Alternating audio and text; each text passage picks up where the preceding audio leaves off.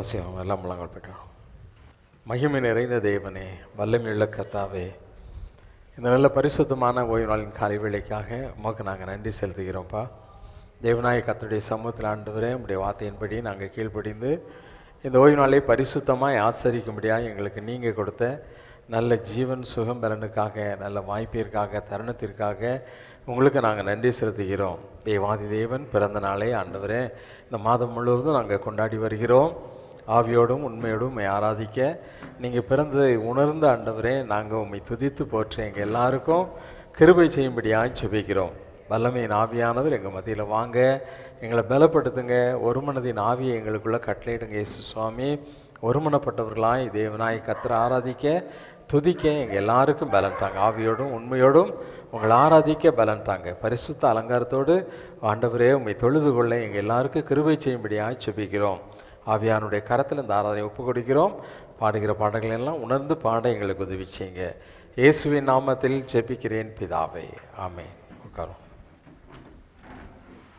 உன்னத பாடல்கள் 55வது பாடல், ஒப்பில்லா திரு இரா இதில் தான் மாபிதா என்ற பாடல். உன்னத பாடல்கள் பாமாலைகள் பின்பகுதியில் 55வது பாடல்.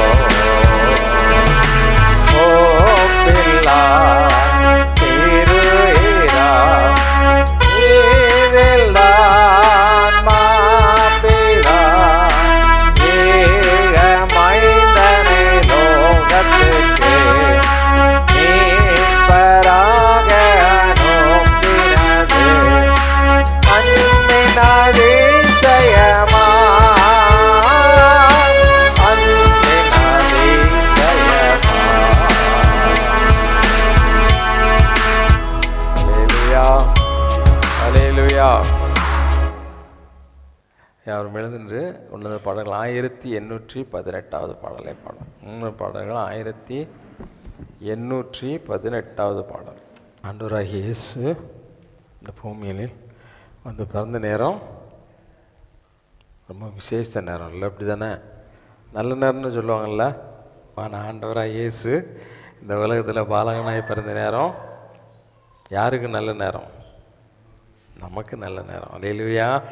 நமக்கு நல்ல நேரம். நாம் அந்த பரலோகத்தை சுதந்திரிப்பதற்கு நமக்கு நல்ல நேரமாக இருந்தது. அல்லேலூயா. பாவத்தின் சஞ்சலங்கள் நம்மை விட்டு பறந்தோடி பேரின்ப ரட்சிப்பின் மகிழ்ச்சியை பெற்றுக்கொள்ளும்படியான ஒரு நல்ல நேரத்தை தேவன் நினைச்சார், நமக்காக உண்டு பண்ணி கொடுத்தார். ஆகவே உள்ளத்தின் ஆழத்திலிருந்து அந்த மீட்பரை அல்லேலூயா சொல்லி என்ன செய்யணும்? பாடணும், போற்றி புகழணும். ஆண்டவரே உமக்கு நன்றி செலுத்துகிறேன் என்று உள்ளத்தின் ஆழத்திலிருந்து என்ன செய்யணும்? சொல்லணும். இல்லை, வானத்தையும் பூமியும் உண்டாக்கின தேவன், வானத்தையும் பூமியும் உண்டாக்கின தேவன். யாரும் ஒரு தெய்வத்தை என்ன செய்ய முடியாது. ஏசாமியே யாராவது உருவாக்க முடியுமா? அவராக உருவானதான் இல்லை, அப்படி தானே? ஆமாம். பரிசுத்த ஆவியினால் அவரே என்ன செய்தார்? உருவானார். ஒரு மனிதனாக என்ன செய்தார்? அவதரித்தார். அல்லேலூயா. ஆமாம். அந்த ஆண்டவர் இந்த பூமியில் அண்ட சராசரங்களை படைத்தவர். நம்ம வெளிச்சமாய் மாற்றி இருளில் இருக்கிற ஜனங்கள் பெரிய வெளிச்சத்தை என்ன செய்தாங்க? கண்டார்கள். மரண இருளின் திசையில் இருக்கிறவர்களுக்கு வெளிச்சம் உதித்தது. என்ன செய்தான்? ஆமாம், சூரியன் உதித்த மாதிரி வெளிச்சம் என்ன செய்தான்? ஆமாம். அல்லேலூயா. நமக்கு தேவன் வெளிச்சமானார். அவரே ஆமாம் நமக்கு வெளிச்சமானார். ஆகவே அந்த தெய்வம் அந்த மைந்தனை வாழ்த்தி உள்ளத்தினாலிருந்து மகிழ்ந்து அவருக்கு நாம் என்ன செய்வோம்? நன்றி செலுத்தி இந்த பாடலை பாடுவோம்.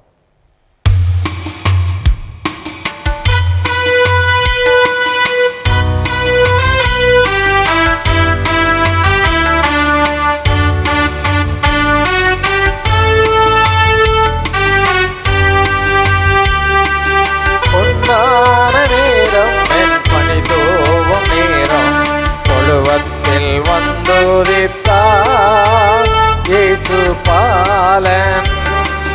பொன்னான நேரம் என் மணி தோவும் நேரம் தொழுவத்தில் வந்துதித்தார் இயேசு பாலன். பாவத்தின் சஞ்சலம் பறந்தோடி போக பேரின்ப ரட்சிப்பை புவியெங்கும் சேர்க்க. பாவத்தின் சஞ்சலம் பறந்தோடி போக பேரின்ப ரட்சிப்பை புவியெங்கும் சேர்க்க. பிறந்து வந்தார் உலகை ஜெயிக்க வந்தார். பிறந்து வந்தார் உலகை ஜெயிக்க வந்தார். அல்லேலூயா பாடுவோம், மீட்பரை வாழ்த்துவோம்.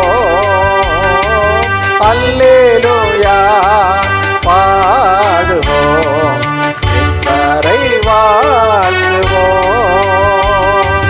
பொன்னான நேரம் என் பணி தோவும் நேரம் தொழுவத்தில் வந்துதித்தார் இயேசு பாலன். பொன்னான நேரம் என் பணி தோவும் நேரம் தொழுவத்தில் வந்துதித்தார்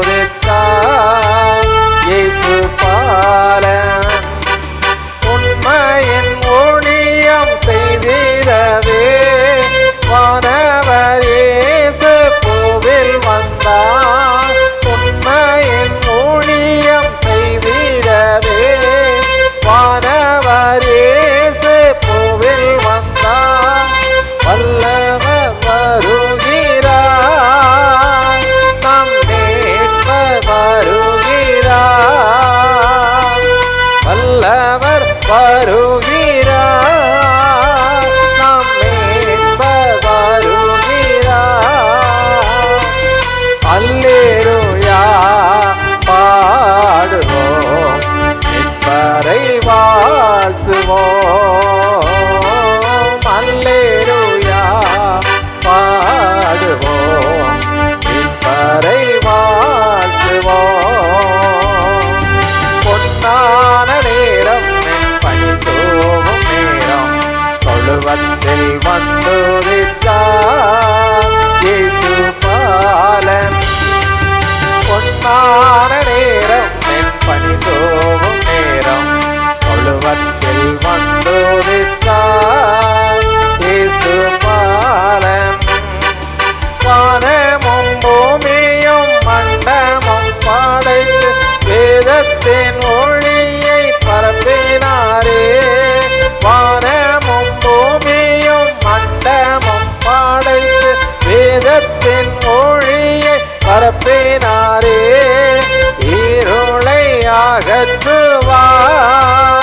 நம்மை ரட்சித்து நடத்துவார், நம் இருளை அகற்றுவார், ரட்சிப்பு நடத்துவார். அல்லேலூயா பாடுவோம், மைந்தனை வாழ்த்துவோம். அல்லேலூயா பாடுவோம், தெய்வ மைந்தனை வாழ்த்துவோம். அல்லேலூயா பாடுவோம், மீட்பரை வாழ்த்துவோம். அல்லேலூயா பாடுவோம், நம் இயேசுவை வாழ்த்துவோம். அல்லேலூயா பாடுவோம், தெய்வ மைந்தனை வாழ்த்துவோம். பொன்னான நேரம் என் பணி தோவும் நேரம், தொழுவத்தில் வந்துதித்தார் இயேசு பாலன். பொன்னான நேரம் என் பணி தோவும் நேரம், தொழுவத்தில் வந்துதித்தார் இயேசு பாலன். பாவத்தின் சஞ்சலம் பறந்தோடி போக, பேரின்ப ரட்சிப்பை புவியெங்கும் சேர்க்க. பாவத்தின் சஞ்சலம் பறந்தோடி போக, பேரின்ப ரட்சிப்பை புவியெங்கும் சேர்க்க. பிறந்து வந்தார் உலகை ஜெயிக்க வந்தார், பிறந்து வந்தார் உலகை ஜெயிக்க வந்தார். அல்லேலூயா பாடுவோம், மீட்பரை வாழ்த்துவோம். ஆமென். அல்லேலூயா பாடுவோம், மீட்பரை வாழ்த்துவோம். எல்லாம் சொல்லுமா? அல்லேலூயா பாடுவோம், மீட்பரை வாழ்த்துவோம். நாம் அல்லேலூயா பாடுவோம், மீட்பரை வாழ்த்துவோம். நாம் அல்லேலூயா பாடுவோம், தெய்வ மைந்தனை வாழ்த்துவோம். அல்லேலூயா பாடுவோம், தெய்வ மைந்தனை வாழ்த்துவோம். அல்லேலூயா பாடுவோம், நம் மீட்பரை வாழ்த்துவோம். அல்லேலூயா பாடுவோம், தெய்வ குழந்தையை வாழ்த்துவோம். அல்லேலூயா பாடுவோம், இயேசுவை வாழ்த்துவோம். அல்லேலூயா பாடுவோம், இயேசுவை வாழ்த்துவோம். பொன்னான நேரம் என் பணி தோவும் நேரம், தொழுவத்தில் வந்துதித்தார் இயேசு பாலன். பொன்னான நேரம் என் பணி தோவும் நேரம், தொழுவத்தில் வந்துதித்தார் இயேசு பாலன். பொன்னான நேரம் என் பணி தோவும் நேரம், தொழுவத்தில் வந்துதித்தார் இயேசு பாலன். வானமும் பூமியும் மண்டமும் படைத்து தெய்வத்தின் ஒளியை, வானமும் பூமியும் மண்டமும் படைத்து வேதத்தின் ஒளியை பரப்பினாரே. இருளை அகற்றுவார், நம்மை ரட்சித்து நடத்துவார். நம் இருளை அகற்றுவார், நம்மை ரட்சித்து நடத்துவார். நம் இருளை அகற்றுவார், நம்மை ரட்சித்து நடத்துவார். அல்லேலூயா பாடுவோம், மைந்தனை வாழ்த்துவோம்.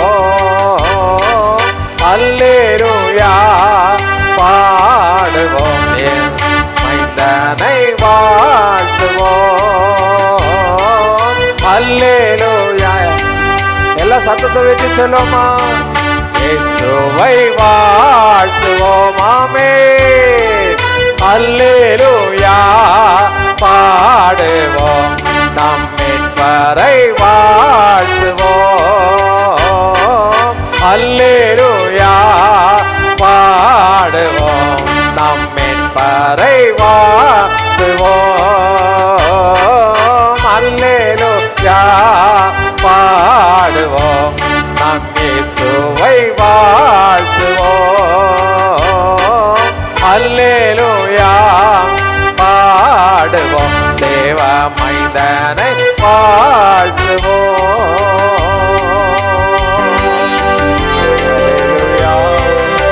அல்லேலூயா.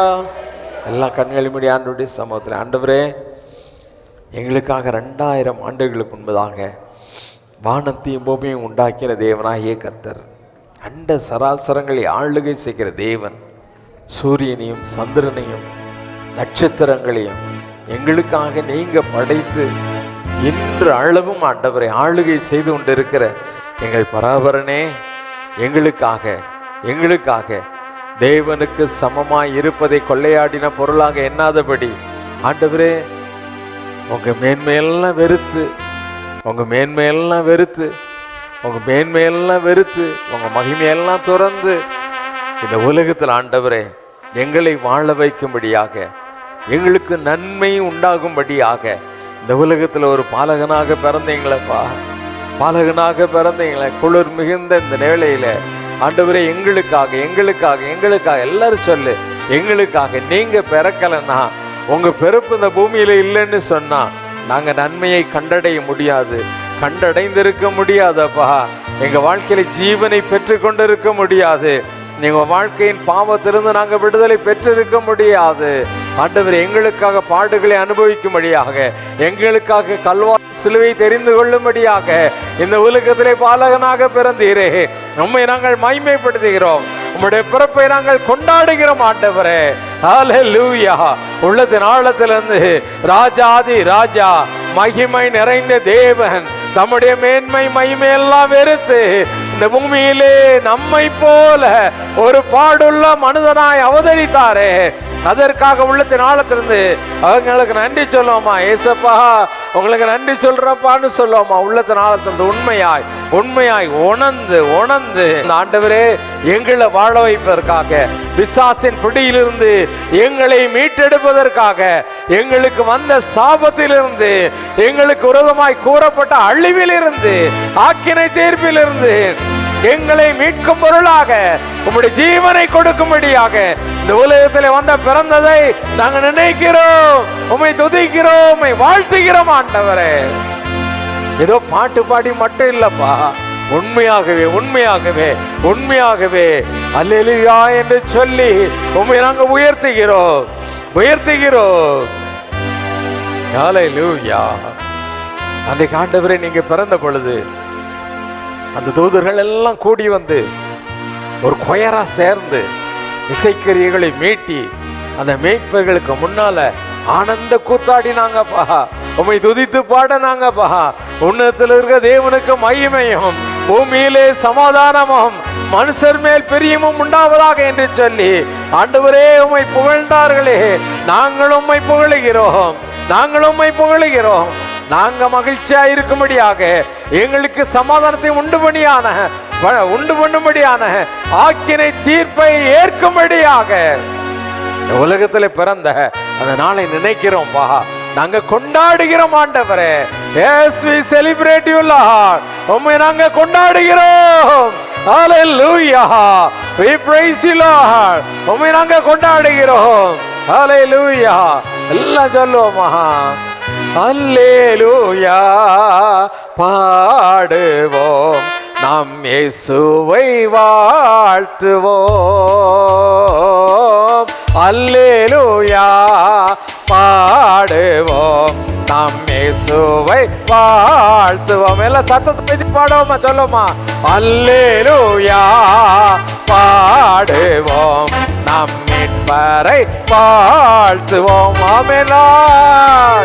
அல்லேலூயா பாடுவோம், தெய்வ விருந்தனை வாழ்த்துவோம். அல்லேலூயா பாடுவோம், நம் மீட்பரை வாழ்த்துவோம். அல்லேலூயா பாடுவோம், நம் இயேசுவை வாழ்த்துவோம். அல்லேலூயா பாடுவோம். உச்சாமா சொல்லுமா? வாழ்த்துவோம். அல்லேலூயா பாடுவோம், நம்மரை வாழ்த்துவோம்.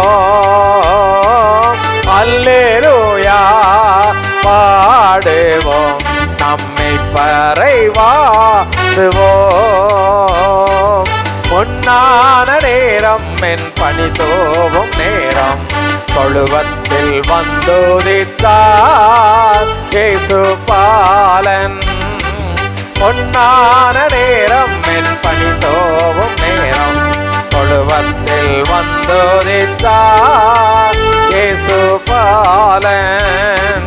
பாவத்தின் சஞ்சலம் பறந்தோடி போக, பேரின்ப ரட்சிப்பை புவியெங்கும் சேர்க்க. பாவத்தின் சஞ்சலம் பறந்தோடி போக, ரட்சிப்பை புவியெங்கும் சேர்க்க. பிறந்து வந்தார் உலகை ஜெயிக்க வந்தார், பிறந்து வந்தார் உலகை ஜெயிக்க வந்தார். அல்லேலூயா. எல்லாம் உள்ளத்தினால் தந்து சொல்லுவோம். ஆமென், ஆமென். அல்லேலூயா பாடுவோம், எங்க மீட்பரை வாழ்த்துவோம். அல்லேலூயா பாடுவோம், எங்க மீட்பரை வாழ்த்துவோம்.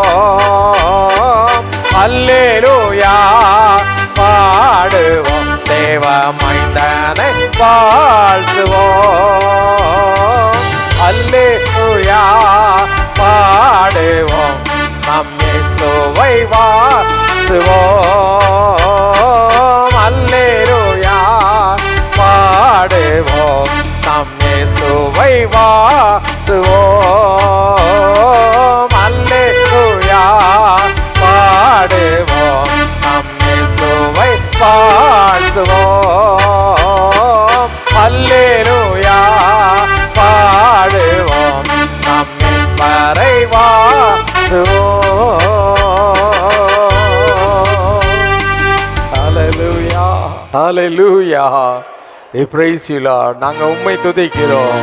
எங்களுக்காக, எங்களுக்காக, எனக்காக, எனக்காக, எனக்காக, ஆண்டவரே, என்னுடைய குடும்பத்திற்காக, என்னுடைய பிள்ளைகளுக்காக எங்களை மீட்டு மீட்டு ஆண்டவரே உம்முடைய நித்திய ராஜ்யத்திலே சேர்க்கும்படியாய், உம்முடைய உடன் சுதந்திரவாளிகளாய் நாங்க மாற வேண்டும் என்பதற்காக ஆண்டவரே, இந்த உலகத்துல இந்த பனி நிறைந்த இந்த நாட்களிலே, இந்த குளிர் நிறைந்த இந்த நாட்களிலே, உலகம் எங்கும் ஆண்டவரே பனி கொண்டிருக்கக்கூடிய இந்த நாட்களிலே, பனி நிறைந்த அந்த தேசத்திலே எங்களுக்காக மாட்டு தொழுவத்திலே ஐயா ஒரு ஏழ்மையின் கோலம் எடுத்து பிறந்தீரே.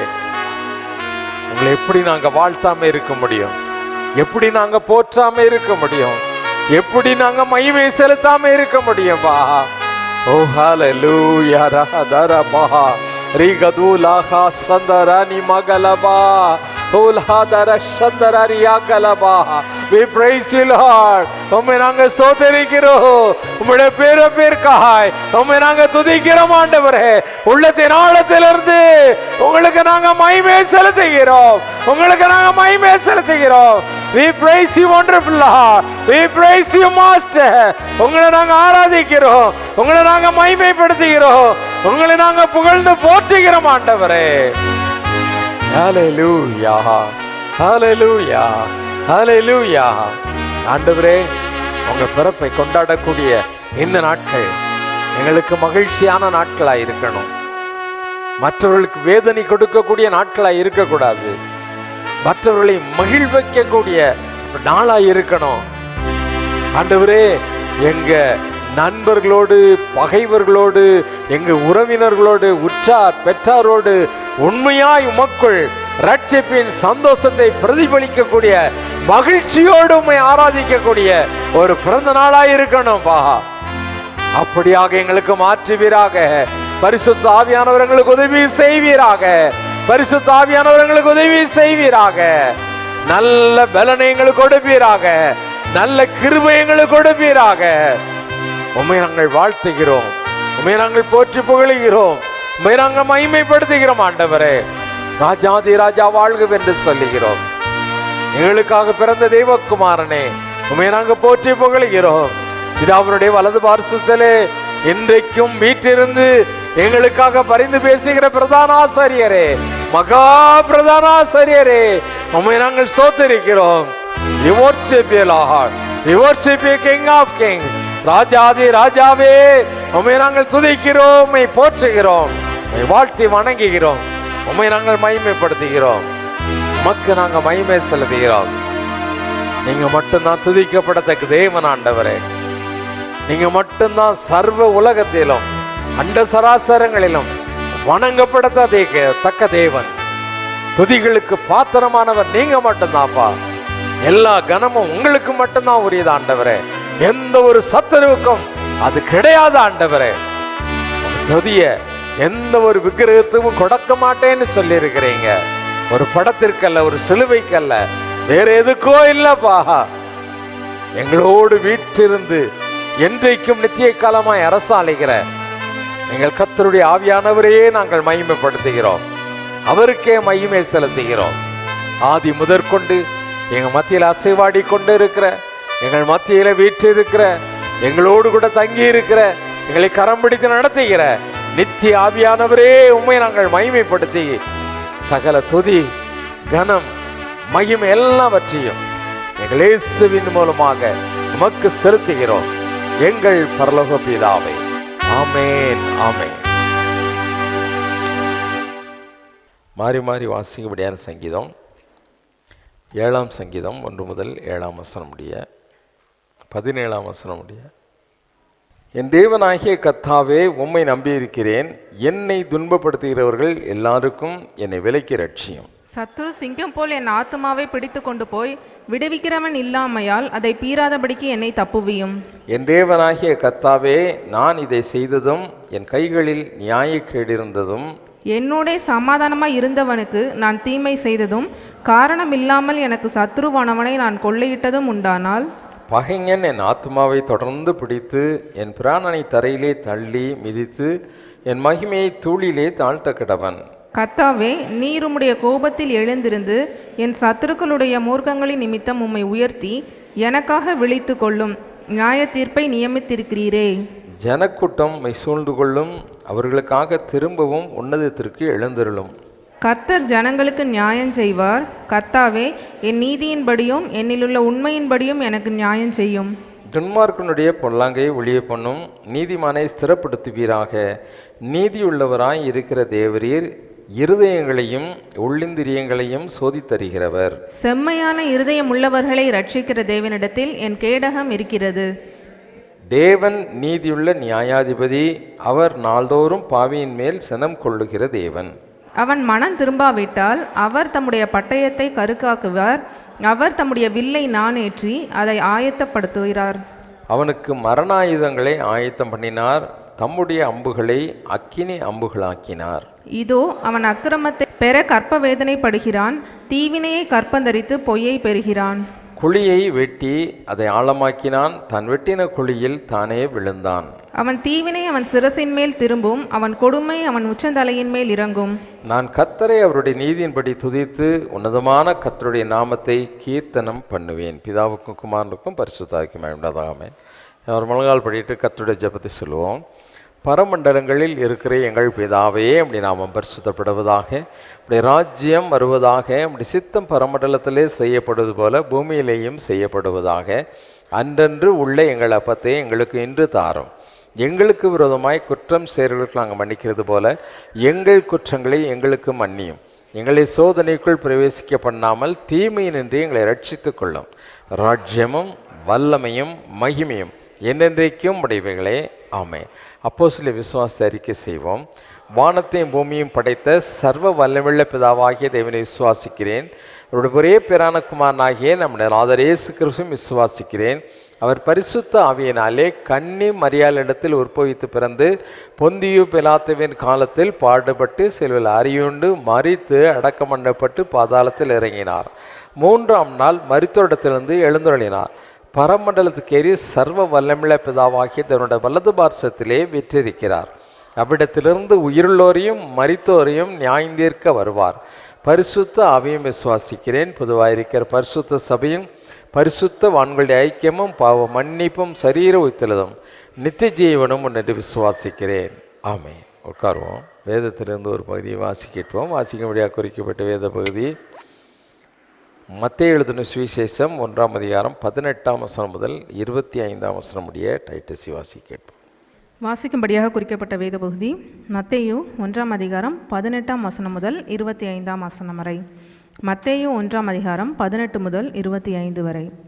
இயேசு கிறிஸ்துவினுடைய ஜனனத்தின் விவரமாவது, அவருடைய தாயாகிய மரியாள் யோசேப்புக்கு நியமிக்கப்பட்டிருக்கையில் அவர்கள் கூடி வரும் முன்னே அவள் பரிசுத்த ஆவியினாலே கர்ப்பவதியானாள் என்று காணப்பட்டது.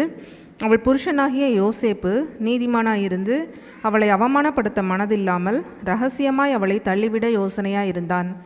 அவன் இப்படி சிந்தித்து கொண்டிருக்கையில் கர்த்தருடைய தூதன் சொப்பனத்தில் அவனுக்கு காணப்பட்டு, தாவீதின் குமாரனாகிய யோசேப்பே, உன் மனைவியாகிய மரியாளை சேர்த்து கொள்ள ஐயப்படாதே. அவளிடத்தில் உற்பத்தியாய் இருக்கிறது பரிசுத்த ஆவியினால் உண்டானது. அவள் ஒரு குமாரனை பெறுவாள். அவருக்கு இயேசு என்று பெயரிடுவாயாக. ஏனெனில் அவர் தமது ஜனங்களின் பாவங்களை நீக்கி அவர்களை ரட்சிப்பார் என்றான். தீர்க்கதரிசியின் மூலமாய் கர்த்தராலே உரைக்கப்பட்டது நிறைவேறும்படி இதெல்லாம் நடந்தது. அவன், இதோ ஒரு கன்னிகை கர்ப்பவதியாகி ஒரு குமாரனை பெறுவாள். அவருக்கு இம்மானுவேல் என்று பெயரிடுவார்கள் என்று சொன்னான். இம்மானுவேல் என்பதற்கு தேவன் நம்மோடு இருக்கிறார் என்று அர்த்தமாம். யோசேப்பு நித்திரை தெளிந்து எழுந்து கர்த்தருடைய தூதன் தனக்கு கட்டளையிட்டபடியே தன் மனைவியை சேர்த்து கொண்டு அவள் தன் முதற் பேரான குமாரனை பெருமளவும் அவளை அறியாதிருந்து அவருக்கு இயேசு என்று பெயரிட்டான். வாசிக்கும்படியாக குறிக்கப்பட்ட வேத பகுதி வாசித்தாயிற்று.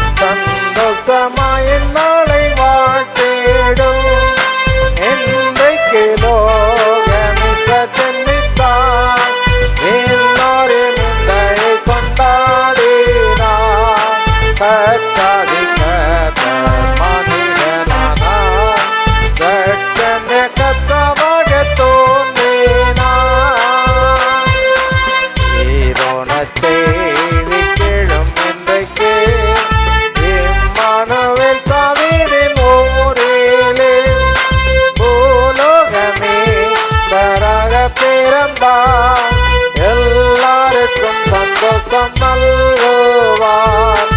என் தேவதூதன் வெற்றிலை பற்றி ராவில் தோன்றி ஒளிந்திட்டானே. நேரம்பானோர் கூட்டம் மகிழ்ந்து ஆனந்த பாட்டை பாடி செய்து விண்ணில் கர்த்தாவுக்கு மதுதியும் மண்ணில் நல்ல சமாதானமோ எல்லாம் பாடி வாட்டினார். தெய்வீக அன்பின் நன்மை போற்றினார். இச்செய்தி கேட்டமை பரூருக்கு அற்புத காட்சி காண விரைந்து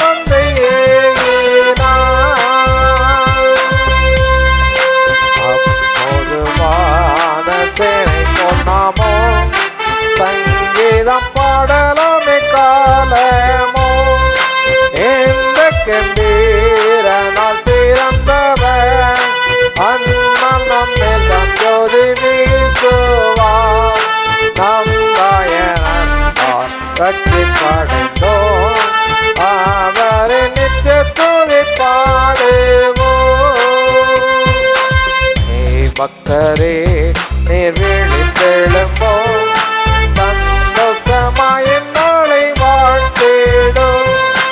இன்றைக்கிலோ ஜென்மித்தார், என்னோரில் வெந்தையை கொண்டாடினார். கத்தாதி கர்த்தர் மனிதனானார், ரட்சண்ய கர்த்தராக தோன்றினார். அவர் தலைவணங்கி ஜெபம் செய்வோம்.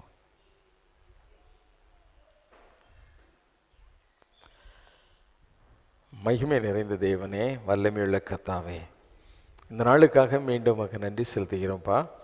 தேவாதி தேவனுடைய சமூகத்தில் வந்து நாங்கள் உம்முடைய பிறப்பை நினைத்து ஆனந்த கூத்தாடி ஆண்டவரே, உள்ளத்தின் ஆழத்திலிருந்து உம்மை போற்றி புகழ உம்மை மகிமைப்படுத்த எங்களுக்கு கொடுத்த நல்ல ஜீவன் சுகம் பலனுக்காக உங்களுக்கு ஸ்தோத்திரம்ப்பா. நல்ல உற்சாகமுள்ள ஆவியை எங்களை தாங்கும்படி உதவி செய்ததற்காக உமக்கு ஸ்தோத்திரம். இந்த நாளிலே ஆண்டவரே, உம்முடைய மகன் மூலமாய் எங்களோடு கூட பேச போகிற வார்த்தைகளுக்காக ஸ்தோத்திரம். எங்களோடு நீங்கள் பேசுங்க, நாங்கள் கேட்கிறோம். இயேசுவின் நாமத்தில் ஜெபிக்கிறேன் பிதாவே, ஆமென். அல்லேலூயா. ஒரு நிமிஷம் கண்களை மூடி ஆண்டவருடைய சமூகத்தை நோக்கி பார்ப்போம். எல்லாருக்கும் அன்பு பரிசுத்த பிதாவே, இந்த நல்ல வேலைக்காக நாங்கள் துதிக்கிறோம். இந்த மன மகிழ்ச்சியான ஓய்வு நாளுக்காக உங்களுக்கு நன்றி செலுத்துகிறோம். ஒரே குடும்பமாக எங்கள் ஒவ்வொருவரையும் இணைச்சு இந்த இடத்துக்கு கூட்டு வந்திருக்கீங்க, அதற்காக உங்களுக்கு நன்றி செலுத்துகிறோம் சுவாமி. இயேசுவின் நாமத்தினாலே உம்முடைய பிரசனம் இறங்க வேண்டும் என்று நான் ஜெபிக்கிறேன். உம்முடைய கிருபை இறங்க வேண்டுமா நான் ஜெபிக்கிறேன். உம்முடைய வல்லமையை நாங்கள் உணர உதவி செய்யுங்க. நீங்கள் என்ன பேச விரும்புகிறீங்களோ அதை நாங்கள் கேட்க, அதன்படி புரிந்து கொள்ள எங்களுக்கு உதவி செய்யுங்க. மொத்த செய்தி வழியும் உம்முடைய கருத்தில் கொடுக்குறேன். இயேசுவின் நாமத்தினால் எங்கள் ஜெபங்களை எடுக்கிறோம் பரிசுத்த பிதாவே, ஆமென். சில நாட்களுக்கு பின்பு உங்களை சந்திப்பதில் எனக்கு மிக்க மகிழ்ச்சி. போன வார செய்தியினுடைய தொடர்ச்சியான, போன வாரம் இந்த வசனத்தை கேட்கும்போது அது ரொம்ப ஒரு முக்கியத்துவம் வாய்ந்த வசனமாக எனக்கு தோணுச்சு. போன வாரம் இதே வசனத்தை வச்சு பிரதர் பேசினாங்க. வாசிக்க கேட்போம். மத்தேயு 7:21. பரலோகத்தில் இருக்கிற என் பிதாவின் சித்தத்தின்படி செய்கிறவனே பரலோக ராஜ்யத்தில் பிரவேசிப்பேனே அல்லாமல் என்னை நோக்கி கர்த்தாவே கர்த்தாவே என்று சொல்லுகிறவன் அதில் பிரவேசிப்பது இல்லை. நாளில் அநேகர் என்னை நோக்கி கர்த்தாவே கர்த்தாவே, உமது நாமத்தினாலே தீர்க்க தரிசனம் உரைத்தோம் அல்லவா, உமது நாமத்தினாலே பிசாசுகளை துரத்தினோம் அல்லவா, உமது நாமத்தினாலே அநேக அற்புதங்களை செய்தோம் அல்லவா என்பார்கள். அப்பொழுது நான் ஒரு காலம் உங்களை அறியவில்லை, அக்கிரம செய்கைக்காரரே என்னை விட்டு அகன்று போங்கள் என்று அவர்களுக்கு சொல்லுவேன். இது நம்ம நிறைய பல வருஷமாக கேட்ட வசனமாக தான் இருக்கும் நிறைய பேருக்கு. ஆண்டவர் ஒரு கூட்டத்தை பார்த்து சொல்கிறாரு, இது எப்போ நடக்கும் அப்படின்னா, நியாயத்தீர்ப்பப்ப ஆண்டவர் சொல்கிற வசனத்தை தான் எழுதி கொடுத்துருக்காரு. ஆண்டவர் சொல்கிறாரு, அநேகர் என்னை பார்த்து கர்த்தாவே கர்த்தாவே, உம்முடைய நாமத்தினால நாங்கள் தீர்க்க தரிசனம் சொன்னோம், உம்முடைய நாமத்தினால பிசாசுகளை திரத்தணும் அப்படின்லாம் சொல்லுவாங்க. ஆனால் அவங்கள ஒரு காலம் நான் அறியேன், எனக்கு தெரியவே தெரியாது உங்களை அப்படின்னு நான் சொல்லுவேன் அப்படின்றாரு. இதில் நிறைய கேள்விகள் நம்மளுக்கு வருது. தீர்க்க தரிசனம் சொல்கிற அளவுக்கு ஒருத்தர் இருந்தால் அவர் எப்படி ஸ்பிரிச்சுவல் பர்சனாக இருந்திருப்பார், அவர் எப்படி ஒரு ஆவிக்குரிய உயரத்தில் அவர் இருந்திருப்பார். அந்த மாதிரி ஆட்களையும் ஏன் ஆண்டவர் தெரியலன்னு சொல்கிறாரு அப்படிங்கிற இதை வச்சு தான் நம்ம இன்றைக்கி தியானிக்க போகிறோம். இதில் ஒரு 4-5 பாயிண்ட்ஸ் எடுத்திருக்கேன். அதை நம்ம யோசிக்கும் போது நம்ம ஓரளவுக்கு நீங்கள் நல்லா அதை கவனிச்சிங்கன்னா நல்லா கிளியராகவே புரிஞ்சிடும். யூஸ்வலாக இந்த வசனத்தை நம்ம கிறிஸ்தவர்கள் எங்கே சொல்லுவாங்கன்னா, ஒரு ஊழியக்காரர் இருக்காருன்னு வச்சுக்கோங்களேன், நல்லா கவனிக்கங்க. ஒரு ஊழியக்காரர் இருக்காரு, இல்லாட்டி ஒரு விசுவாசி இருக்காரு, அவர் ஏதோ பாவத்தில் விழுந்துட்டாரு இல்லையா?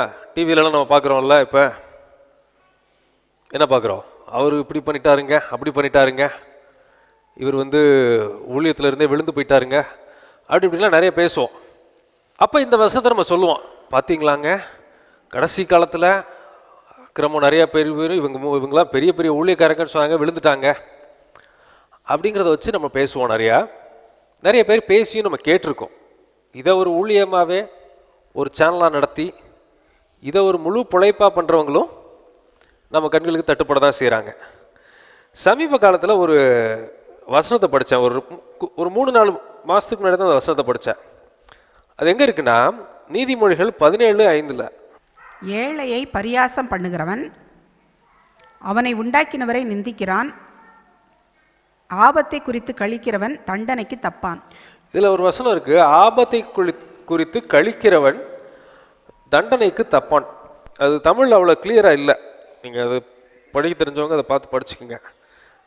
ஒருத்தருடைய மிஸ்ஃபார்ச்சூன், ஒருத்தருடைய சூழ்நிலை சரியில்லாமல் அவர் விழுகிறாரோ இல்லாட்டி அவர் பாதிக்கப்படுறாரோ, அப்போ நம்ம சந்தோஷப்பட்டோம்னா தண்டனைக்கே கட்டாயமாக தப்ப மாட்டோமா, அது கட்டாயமாக தண்டனை உண்டாம். ஒரு சின்ன உதாரணம் சொல்கிறேன்னே, ஒரு ஊழியக்காரர் விழுந்துட்டாருன்னு வச்சுக்குவோம். விழுந்துட்டாங்கிறது அது ஒரு மிஸ்ஃபார்ச்சூன்னா எதிர்பாராத விதமாக நடக்கிற ஒரு விஷயம், ஒரு விபத்து மாதிரின்னு வச்சுக்கோமே. அவர் தெரிஞ்சு செய்கிறாரு தெரியாமல் செய்கிறாரு அதெல்லாம் விட்டுருங்க, அதுக்குள்ளே நான் போகல. அப்போ நம்ம மனசு எப்படி அதுக்கு ரெஸ்பாண்ட் பண்ணுது? நம்ம மனசில் அதை பற்றி எப்படி யோசிக்கிறோம்? 99% நீங்கள் இப்போ இந்த டிவிலெலாம் உட்காந்து அவர் தப்புங்க இவர் தப்புங்க அப்படின்னு உட்காந்து பேசுகிறாங்க இல்லையா? என்னுடைய அபிப்பிராயம், என்னுடைய கணக்குப்படி 99% விழுந்ததை குறித்து சந்தோஷப்படுறவங்க தான் இன்றைக்கி இருக்கிறாங்க. அப்படிப்பட்டவங்க அவங்க தான் நிறைய பேசுவாங்க. நம்ம இவங்க யாருமே தண்டனைக்கு தப்ப மாட்டாங்கன்னு இந்த வசனம் தெளிவாக சொல்லுது. ஒரு மனுஷன் பாவத்தில் விழுந்துட்டானா நம்ம என்ன அதுக்கு பண்ணணும் அப்படின்னா, அவனுக்கான ஜெபம் பண்ணுமே ஒழிய, பா விழுந்துட்டான் பாரு, தீர்க்கதரிசனம் நிறைவேற்றி பாரு அப்படின்னு சந்தோஷப்பட்டமே ஆனால் தண்டனைக்கு தப்பாமல் இருக்க வாய்ப்பே இல்லை அப்படின்னு இந்த வசனம் சொல்லுது. ஒரு மனுஷன் அவன் ஏதோ வீழும்போதோ, அவனுக்கு ஒரு வீழ்ச்சி வரும்போதோ, அவன் நல்லவனோ கெட்டவனோ அதெல்லாம் விட்டுருங்க, வீழும்போது அதை நினச்சி ரொம்ப நம்ம மனசு பூரிப்பாக இருந்ததுன்னா நம்ம யாருக்கு என்னதுக்கு எலிஜிபிள் ஆயிடுறோம்? தண்டனைக்கு தகுதி ஆயிடுறோம். இன்னைக்கு இவங்க என்ன நினச்சல இது இருக்கிறது எனக்கு தெரியாது. கொஞ்சம் மாதத்துக்கு முன்னாடி தான் இப்படி ஒரு வசனம் இருக்குன்ட்டு எனக்கு தெரியும். இதை ஒரு வேலையாகவே உட்காந்து பார்த்தீங்களா நாங்கள் அன்றைக்கே சொன்னோம் இவர் விழுவாருண்டு அப்படின்னு ஊழியம் பண்ணுறவெல்லாம் யாரும் எதுக்கு தப்ப மாட்டான், தண்டனைக்கு தப்ப மாட்டான். நான் சொல்லலை அப்படி அப்படின்னு இந்த வசனம் சொல்லுது. ஓகே, ஸோ அப்போ இதுலேருந்து ஒரு மனுஷனுடைய வீழ்ச்சியில் நம்ம மகன மகிழ்ச்சி ஆகுமேயானால் நம்ம தண்டனைக்கு தப்ப மாட்டோம் அப்படின்னு இந்த வசனம் நம்மளுக்கு தெளிவாக சொல்லுது. அதோட இது ஏன் சொல்கிறோம் அப்படின்னா, அது ஒரு ஆக்ட் ஆஃப் செல்ஃப் ரைச்சஸ்னஸ். நான் எப்போ இன்னொருத்தரை சொல்லுவேன், நான் பெர்ஃபெக்ட்டுங்க நீ என்ன, அந்த மன மேட்டிமை வரும்போது தான் இந்த மாதிரி நிகழ்வுகள்லாம் யூஸ்வலாக நடக்கும். சரி, அடுத்த பாயிண்ட்டுக்கு போவோம். மத்தேயு 7:22 அதே இதை திரும்ப நம்ம வாசிக்க கேட்போம். மத்தேயு 7:22. அந்நாளில் அநேகர் என்னை நோக்கி, கர்த்தாவே கர்த்தாவே, உமது நாமத்தினாலே தீர்க்க தரிசனம் உரைத்தோம் அல்லவா, உமது நாமத்தினாலே பிசாசுகளை துரத்தினோம் அல்லவா, உமது நாமத்தினாலே அநேக அற்புதங்களை செய்தோம் அல்லவா என்பார்கள். பாருங்க, இதில் பாருங்க, அந்நாட்களிலே இதில் ஒரு 3 பெரிய காரியங்களை பற்றி சொல்லப்பட்டிருக்கு. உம்முடைய நாமத்தினாலே நாங்கள் தீர்க்க தரிசனம் உரைத்தோம் அல்லவா, உமது நாமத்தினாலே நாங்கள் பிசாசுகளை விரட்டினோம் அல்லவா, உமது நாமத்தினாலே அநேக அற்புதங்களை செய்தோம் அல்லவா அப்படின்னு சொல்லுவாங்க. அப்போ ஆண்டவர் சொல்கிறாரு, உங்களை ஒரு காலமும் அறியேன், அக்கிரம செய்கைக்காரர் என்னை விட்டாகன்று போங்கன்னு சொல்கிறாரு. அப்போ இதை வாசிக்கும் போது நிறைய பேருக்கு ஒரு குறிப்பு, ஒரு மனசில் ஒரு எண்ணம் வரும். இப்போ இது ஏன் இவர் சொல்கிறாரு, தீர்க்க தரிசனம் சொன்னது தப்பா, பிசாசுகளை விரட்டினது தப்பா, அநேக அற்புதம் செஞ்சது தப்பா, இல்லாட்டி இதில் என்ன இன்னொரு முக்கியமான விஷயம்னா, உமது நாமத்தினாலே, ஏதோ பிசாசினுடைய நாமத்தினால செஞ்சோன்னு கூட அது போடல, உமது நாமத்தினாலே நாங்கள் அற்புதம் பண்ணோன்னு தான் அவங்க சொல்கிறாங்க. அது தப்பா, அதையே ஆண்டவர் கண்டிக்கிறாரு அப்படிங்கிற மாதிரி நம்ம யோசிப்போம். சில பேர் என்ன சொல்லுவாங்க, அப்போ ஸ்பிரிச்சுவல் கிஃப்ட்ஸ்லாம் தேவையில்லை, ஆவிக்குரிய அந்த கிஃப்ட்ஸ்லாம் நம்மளுக்கு தேவையில்லை, ஆவிக்குரிய வரங்களும் இதெல்லாம் நம்மளுக்கு தேவையில்லை அப்படின்னு சொல்லுவாங்க. அப்படி கிடையாது. ஆவிக்குரிய வரங்கள்ங்கிறது ரொம்ப ரொம்ப அத்தியாவசியம், ரொம்ப ரொம்ப அத்தியாவசியம்.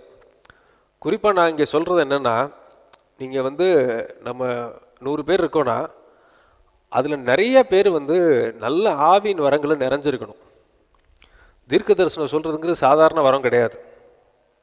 அது அப்படி நம்ம நினச்சிக்கூடாது. அப்படி சொல்ல வராரோ அப்படின்னு நினச்சிக்கூடாது. நான் அப்புறம் சொல்கிறேன். ஒரு பிசாசுகளை விரட்டுறதுங்கிறது சாதாரண விஷயம் கிடையாது. அதுக்கு ஒரு 2-3 உதாரணங்கள் சொல்கிறேன்னே. ஒரு பெரிய தேவ மனுஷன் இருந்தார், டெரிக் பிரின்ஸ் அப்படின்ட்டு. அவர் பாகிஸ்தான்ற ஒரு நாட்டுக்கு போகிறாரு. நம்மளுக்கு தெரியும், நம்ம பக்கத்து நாடு.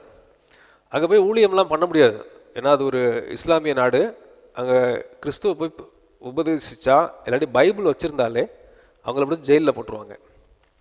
அந்த மாதிரி ஒரு நாட்டுக்கு அவர் போகிறாரு. ஒரு நல்ல ஒரு பைபிள் டீச்சர். அவர் இப்போ இல்லை, ரொம்ப காலம் ஆண்டவருக்காக பெரிய நல்ல ஒரு மினிஸ்ட்ரி பண்ணி மரித்தார். அவர் போகும்போது ஆயிரக்கணக்கான ஜனங்கள் 2000-3000 பேர் வந்திருந்தாங்களாம். 3000 ஒரு சின்ன இடத்துல நடந்தது. ஆனால் அந்த சின்ன சர்ச்சு முழுசாக நிரம்பி வெளியிலலாம் கூட்டம். ஒன்றே ஒன்று தான், அவர் வந்து பிசாசுகளுக்காண்டி ஜெபம் பண்ணுவார், பிசாசுகள் அவங்கள விட்டு போகும் அப்படிங்கிற ஒரே ஒரு செய்தியின் நிமித்தம் ஆயிரக்கணக்கான ஜனங்கள் கூடி வந்திருந்தாங்க. ஒருவேளை அற்புதம் அடையாளங்கள்லாம் நடக்காமல் இருந்திருந்தால், அப்படி ஒன்று நடக்குங்கிறதே தெரியாமல் இருந்திருந்தால், என்னுடைய அபிப்பிராயம் மிஞ்சி போனால் 50 பேர் வந்திருப்பாங்க, 100 பேர் வந்திருப்பாங்க. ஸோ நம்ம கர்த்தரை பற்றி அடுத்தவங்களுக்கு சொல்கிறதுக்காகட்டும், இல்லாட்டி நம்மளுடைய வாழ்க்கையில் நம்மளுக்கு உதவி செய்வதற்காகட்டும், ஆவிக்குரிய வரங்களும் ஆவிக்குரிய கரிகளும் ரொம்ப ரொம்ப அவசியம். ரொம்ப ரொம்ப அவசியம். குறிப்பாக நம்ம வாலிபர்களுக்கு நான் சொல்கிறேன், ஆவிக்குரிய வரங்கள் வந்து உங்களை எங்கேயோ கொண்டு போயிடும். அந்த அபிஷேகமும் அந்த வரமும் கிரியை செய்கிற பட்சத்தில் அந்த அபிஷேகமானது எங்கேயோ உங்களை உயர்த்திடும். ஸோ ஆவிக்குரிய வரங்களை கட்டாயமாக நாடுங்க. தீர்க்க தரிசன வரமாகட்டும், இல்லாட்டி பிசாசுகளை துரத்துற வரமாகட்டும், இதெல்லாம் கட்டாயமாக நாடுங்க. இன்னொரு உதாரணம் என் மனசுக்கு வந்தது. டிஜிஎஸ் தினகரன் ஒரு அங்கிள் இருந்தார், இறந்து போயிட்டார். உங்களுக்கு தெரிஞ்சிருக்கும், இயேசு அழைக்கிறாருடைய ஸ்தாபகர். அவர் ஒரு பேங்க்கில் நல்ல உயர் பதவியில் இருந்தார். அவர் வந்து ஒரு 600 ஸ்டேட் பேங்க்கு இன்சார்ஜ். அவ்வளோ ஒரு பெரிய பதவியில் இருந்தார். அதோடு சேர்ந்து ஊழியமாக பண்ணிகிட்டு இருந்தார். அவர் வாழ்க்கையில் நடந்த ஒரு சம்பவத்தை அவருடைய இதில் சொல்லியிருக்கார், ஒரு டேப்பில் சொல்லியிருக்கார். ஒரு ஆந்திர பிரதேஷில் ஒரு ஊருக்கு போகிறாரு. அந்த ஊருக்கு போகும்போது அங்கே இருக்கிற ஒரு பேங்க்குக்கு இவர் இன்சார்ஜாக அவர் கீழே இருக்க பிரான்ச்சுக்கு போயிருக்கார். பேங்க்கில் இவர் ஒரு ரொம்ப உயர் அதிகாரி. அங்கே போயிருக்கும்போது ஒரு குறிப்பிட்ட கஸ்டமர், ஒரு பெரிய தொழில் அதிபர், நான் வந்து பிரதர் டிஜிஎஸ் தினகரனை பார்க்கணும் அப்படின்ட்டு கூப்பிட்றாரு. அவர் வீட்டுக்கு வாங்கன்னு சொல்கிறாரு. அந்த மேனேஜர் அனுப்பிச்சிட்டு நீங்கள் கிளம்புங்க சார், அவரை ப்ரைவேட்டாக தனியாக நான் மீட் பண்ணணும் பிரதர் டிஜிஎஸ் தினகரனை அப்படின்னு சொல்லிட்டு, ஒரு பெரிய தொழிலதிபர். அவர் நிறைய பஸ்ஸஸ்லாம் நடக்குது, அவர் பெரிய பஸ் கம்பெனி வச்சுருக்காரு அந்த ஊரில். அப்போ அவர் வந்து கூப்பிட்டுட்டு டிஜிஎஸ் தினகரனை பார்த்துட்டு, என் வாழ்க்கையில் ஒரு பெரிய பிரச்சனை, அவருக்கு ஆண்டவர் அறியாதவர், கிறிஸ்தவர் இல்லை, அவர் ஒரு புறமதத்தை சேர்ந்தவர், ஆண்டவரை பற்றி தெரியாது, இயேசு கிறிஸ்துவெல்லாம் தெரியாது. எங்கள் வாழ்க்கையில் ஒரு பெரிய பிரச்சனை இருக்குது, நீங்கள் உதவி செய்வீங்கன்னு, நீங்கள் ஜெபம் பண்ணுவீங்கன்னு எனக்கு சொன்னாங்க, உங்களோட நிகழ்ச்சியெல்லாம் நான் கேள்விப்பட்டிருக்கேன் அப்படின்னு சொல்லி அவருடைய வாழ்க்கையில் வீட்டில் இருக்க பிரச்சனையை சொல்கிறார். அவருடைய மனைவிக்கு ஒரு குறிப்பிட்ட நேரத்தில் ஒரு ஆவி வருமா. அந்த ஆவி வந்து பேசுமா. என்ன பேசுமா, இந்த போயிட்டுருக்கு, இந்த இடத்துல இப்போ பஸ்ஸு போயிட்டுருக்கு, இப்போ பாரு அது ரிப்பேர் ஆகி நிற்க போகுது, ஒரு நிறைய தொழிலதிபர், பஸ்ஸு நிறையா ஓடுது இருக்கு, இந்த இடத்துல அவன் பஸ்ஸு போயிட்டுருக்கு, இப்போ அது ஆக்சிடென்ட் ஆகி நிற்க போகுது சொல்லி 10 நிமிஷத்தில் ஃபோன் வருமா. அந்த இடத்துல பஸ்ஸு நின்றுச்சு, ஆக்சிடென்ட் ஆயிடுச்சு, பெரிய லாஸ், பெரிய இழப்பு, அதுக்கு பொருட்செலவே ஏகப்பட்ட லட்சக்கணக்கான ரூபா செலவு பண்ணணும் இப்படின்னு அப்பப்போ சொல்லிக்கிட்டே இருக்குமா. ஒன்றுமே செய்ய முடியல. உடனே மந்திரம் பண்ணுறவங்களை கூப்பிட்டு வந்திருக்காங்க. அவன் கூப்பிட்டு சக்கரத்துக்குள்ளே உட்கார வைக்கிறேன் அப்படின்லாம் சொல்லி அவன் உட்கார வைக்கிறதுக்கு முயற்சி பண்ணியிருக்கான்.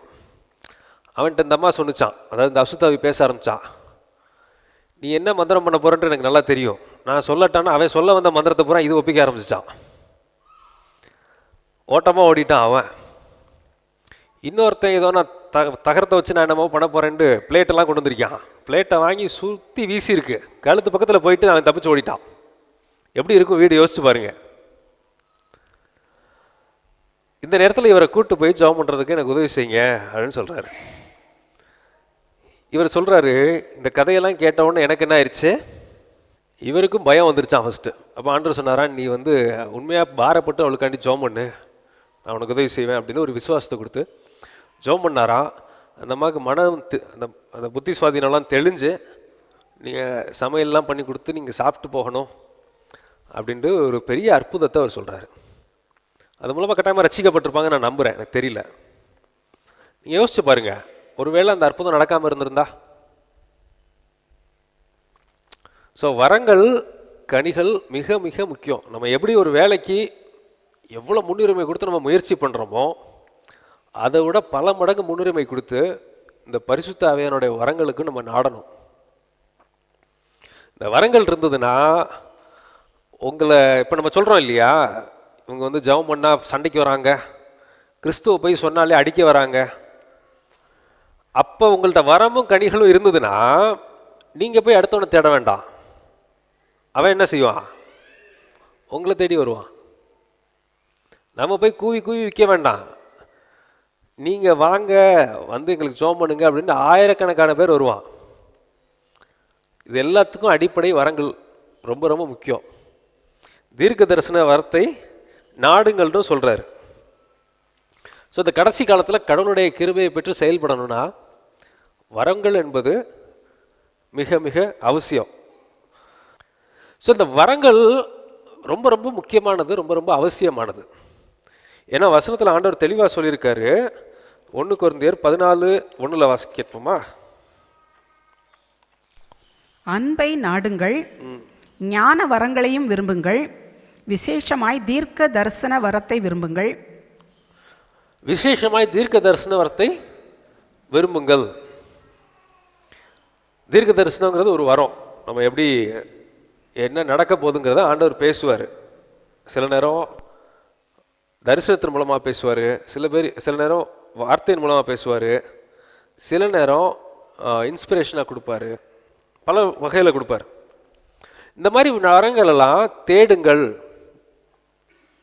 தேடினா தான் உங்களுக்கு கிடைக்கும். ஒரு வேலைக்கு எப்படி நம்ம தேடுறோம்? ஒரு வேலை செய்கிற இடத்துல உயர்வு வேணுங்கிறதுக்கு எவ்வளோ முயற்சி செய்கிறோம். அங்கே நம்ம அடுத்த கிரேடுக்கு போகணுங்கிறதுக்கு எவ்வளோ உழைக்கிறோம். இல்லாட்டி அடுத்த தொழிலில் வந்து இன்னும் கொஞ்சம் நான் பெருசாக்கணுங்கிறதுக்காண்டி எவ்வளோ வேலை செய்கிறோம், எவ்வளோ எஃபர்ட் போடுறோம். இது எல்லாத்தையும் விட ஜாஸ்தியாக, இதை எல்லாவற்றையும் விட அதிகமாக ஆவிக்குரிய வரங்களுக்கு நம்ம கேட்கும்போது கட்டாயமாக ஆண்டவர் செய்வார். இந்த வரங்கள் உங்கள் வாழ்க்கையில் கிரியேட் செய்யும்போது அந்த வரங்கள் மூலமாக உங்களுடைய பர்சனல் வாழ்க்கைக்கும் தனிப்பட்ட வாழ்க்கைக்கும் பெரிய உதவியாக இருக்கும். அதே நேரத்தில் அநேகரை தொடுறதுக்கும் அது உதவியாக இருக்கும். அப்போ இந்த வசனங்கள்லேருந்து நம்மளுக்கு தெரியுத ஒரு விஷயம், இவங்க தீர்க்க தரிசனம் சொன்னதையோ இல்லாட்டி அவங்க வந்து பிசாசுகளை திறத்துனதையோ இல்லாட்டி அவங்க அற்புதம் பண்ணதையோ ஆண்டவர் நீங்கள் வந்து அநியாயம் பண்ணிட்டீங்கிறத அவர் சொல்ல வரல. அப்போ அவர் எதை தான் சொல்ல வர்றாரு? அக்கிரம செய்கைக்காரரே, அக்கிரமம் செஞ்சவங்களே அப்படிங்கிறது எதை தான் சொல்ல வர்றாரு அப்படிங்கிறத தெரிஞ்சுக்கணுன்னா திரும்ப அதே வசனத்துக்கு போவோம். மத்தேயு 7:21. பரலோகத்தில் இருக்கிற என் பிதாவின் சித்தத்தின்படி செய்கிறவனே பரலோக ராஜ்யத்தில் பிரவேசிப்பானே அல்லாமல் என்னை நோக்கி கர்த்தாவே கர்த்தாவே என்று சொல்லுகிறவன் அதில் பிரவேசிப்பது இல்லை. அப்போ ஆண்டவர் வந்து அக்கிரமக்காரன் யாரை சொல்கிறாரு? அக்கிரமம் செஞ்சவங்களே என்னை விட்டு அகன்று போங்கன்னு யாரை சொல்கிறாரு அப்படின்னா, நம்ம யார் அக்கிரமக்காரங்கன்னு சொல்லுவோம்? நம்ம யாரை சொல்லுவோம்? இவன் பயங்கரமான மோசமானவங்க, அக்கிரமக்காரங்கன்னு யாரை நம்ம ஊரில் சொல்லுவோம்? இப்போ நம்ம கணக்குப்படி ஒரு கொலைகாரன் இருக்கான், மோசமான ஆளுங்க, இல்லாட்டி பெரிய ஒரு ஃப்ராடு பண்ணிட்டான், ஏமாற்றிட்டான், இல்லாட்டி கள்ள தொடர்பில் இருக்கிறான் அப்படிங்கிற ஆட்களை நம்ம வந்து அக்கிரமக்காரன், இவன் வந்து மோசமானவன் நம்ம சொல்லுவோம். ஆனால் கடவுளுடைய பார்வையில் யார் அக்கிரமக்காரங்கன்னா, என் பிதாவின் சித்தத்தை செய்யாதவன் எவனும் அக்கிரமக்காரன். அவருடைய கணக்கில் அவருடைய சித்தத்தை செய்யாமல் வேற எது செஞ்சாலும் அது பேர் அக்கிரமம். அப்போ இந்த வசனங்களில் இவர் என்ன சொல்ல வர்றாரு அப்படின்னா, தீர்க்க தரிசனம் மாதிரி பெரிய வரம் இருந்தாலும் சரி, பிசாசு விரட்டுற மாதிரி பெரிய வரம் இருந்தாலும் சரி, அற்புதம் செய்கிற மாதிரி பெரிய வரம். ஏன்னா இது சாதாரண விஷயம் இல்லை. தீர்க்க தரிசனம் சொல்கிறது உண்மையா, சும்மா இப்போ கதை சொல்கிறாங்க நிறையா, அதை நான் சொல்லலை. உண்மையா தீர்க்க தரிசனத்தை ஆண்டவர்கிட்ட பெற்றுட்டு பேசுகிறதாகட்டும், இல்லாட்டி உண்மையாக பிசாசுகளை விரட்டுறதாகட்டும். அதுவும் திரும்ப சொல்கிறேன், பிசாசு எந்த அளவுக்கு இப்போ விரட்டுறாங்கன்னு நம்மளுக்கு தெரியல. உண்மையாக விரட்டினாங்கன்னா அது மூலமாக வர அந்த விடுதலை ஆகட்டும், இல்லாட்டி அற்புதங்கள் செய்கிறதாகட்டும், இதெல்லாம் சாதாரண விஷயம் இல்லை, பெரிய விஷயம். இதை செஞ்சாலும் பட்சத்தில், இதை செஞ்சால் கூட பிதாவின் சித்தத்தை செய்யாமல் இருந்தால் அது அக்கிரமம் அப்படின்னு ஆண்டவர் சொல்கிறார். நல்லா புரிஞ்சுங்க, நான் திரும்ப சொல்கிறேன், பிசாசுகளை துரத்த வேணான்னு அவர் சொல்லலை, அது பெரிய விஷயம் அப்படின்னு சொல்கிறாரு. ஏன்னா அந்த 70 பேர் ஆண்டவர் அனுப்பும்போது நோயை சுகமாக்குறதுக்கும் பிசாசுகளை துரத்துறதுக்கும் அவங்களுக்கு அதிகாரம் கொடுத்து தான் அனுப்புனார். வசனத்தில் தெளிவாக போட்டிருக்கு. அப்பேற்பட்ட பெரிய பெரிய காரியங்கள்லாம் செய்தாலும் கர்த்தருடைய சித்தம்ங்கிறத செய்யாமல், கர்த்தருடைய விருப்பங்கிறத செய்யாமல் மீது எதை செஞ்சாலும் பிரயோஜனம் இல்லை அப்படின்னு தான் ஆண்டவர் சொல்கிறார். அக்கிரமக்காரன் அவர் யாரை சொல்கிறாருன்னா, கர்த்தருடைய சித்தத்தை செய்யாமல் மீது எதை செய்தாலும் அது அக்கிரமம், அது செய்யக்கூடாததை செஞ்சாங்க அப்படின்னு தான் ஆண்டவர் சொல்கிறார். இதில் அநேக கிறிஸ்தவங்களுக்கு, நம்மளுக்கு பிலீவர்ஸ்க்கு, அநேக விசுவாசிங்களுக்கு கர்த்தருடைய சித்தம்னு சொன்னாலே நம்மளுக்கு என்ன வரும்? சித்தம்னு சொன்னாலே நம்மளுக்கு என்ன ஞாபகம் வரும்னா, முக்கால்வாசி பேருக்கு பிரச்சனைன்னு தான் ஞாபகம் வரும்.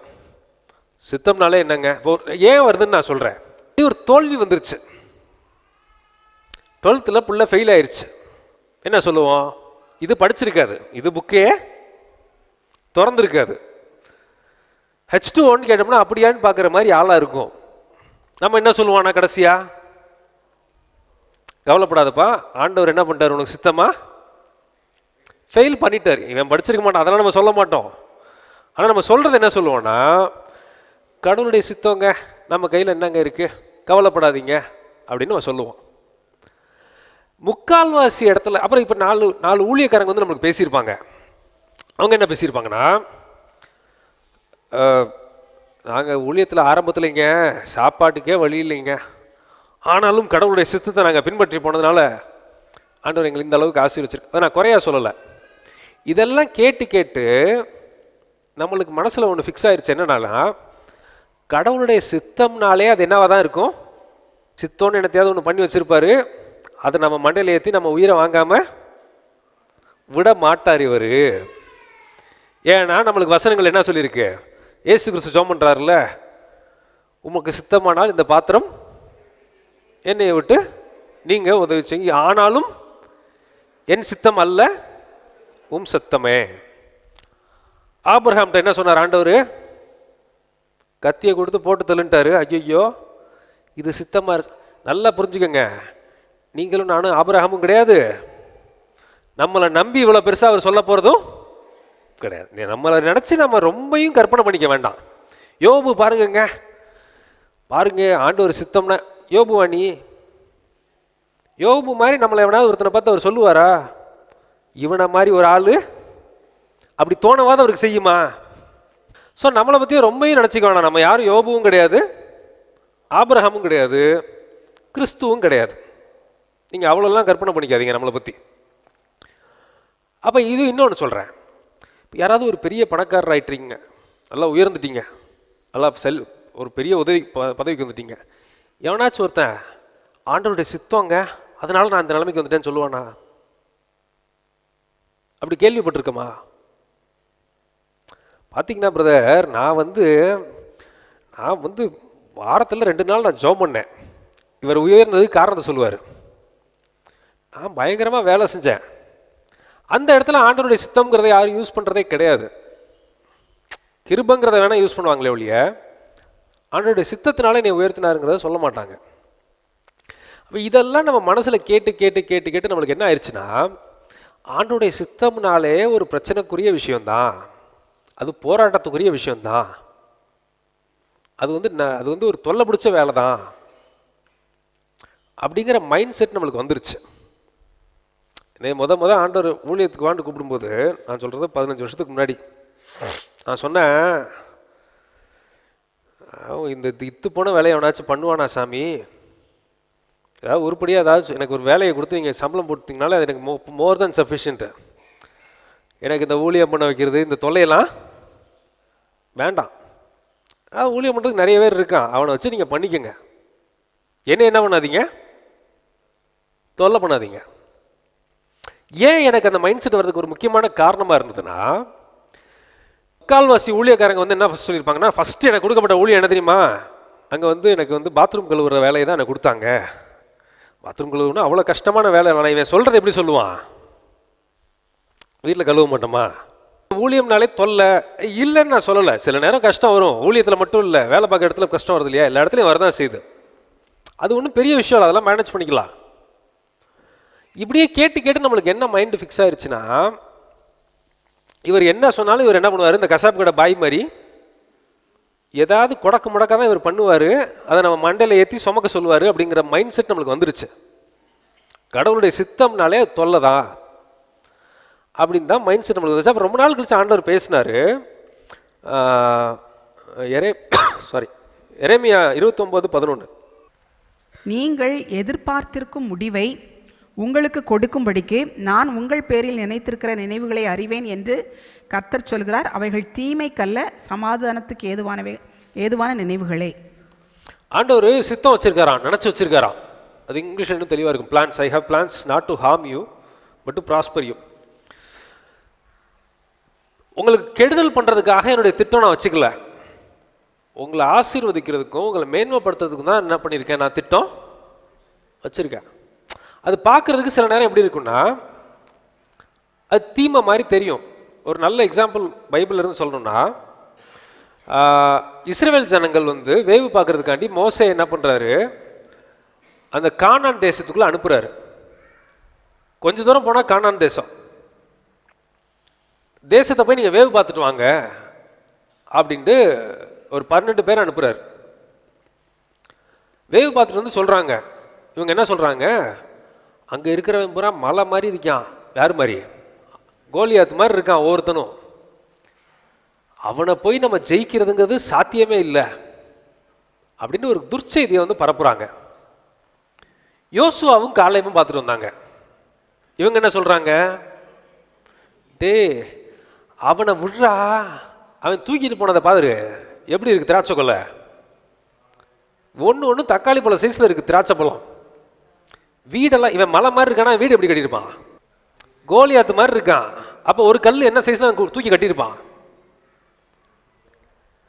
கட்டி வீடெல்லாம் 10 அடி உயரத்தில் கட்டியிருக்கான்டா, நீ ஏன்டா இவனை பார்க்குற, நம்மளோட இருக்கவர் யாரு, பெரியவர், இவனை அடித்து தூக்கிட்டோம்னா திராட்சை கொலை இவ்வளோ பெருசு இருக்கு, ஒன்றும் இது பூரா யாருக்கு, நமக்கு தான்.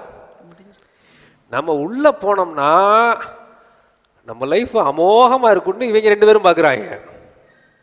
மீதி 10 பேர் எதை பார்க்குறான், எல்லாம் மலை மாதிரி இருக்கானே, குட்டி திமிங்கிற மாதிரி இருக்கானே, இவன் கடிச்சானா நம்ம என்ன பண்ணிடுவான், கைமா பண்ணி நம்மளை சாப்பிட்டு முடிச்சிருவான்னு யோசிக்கிறான்.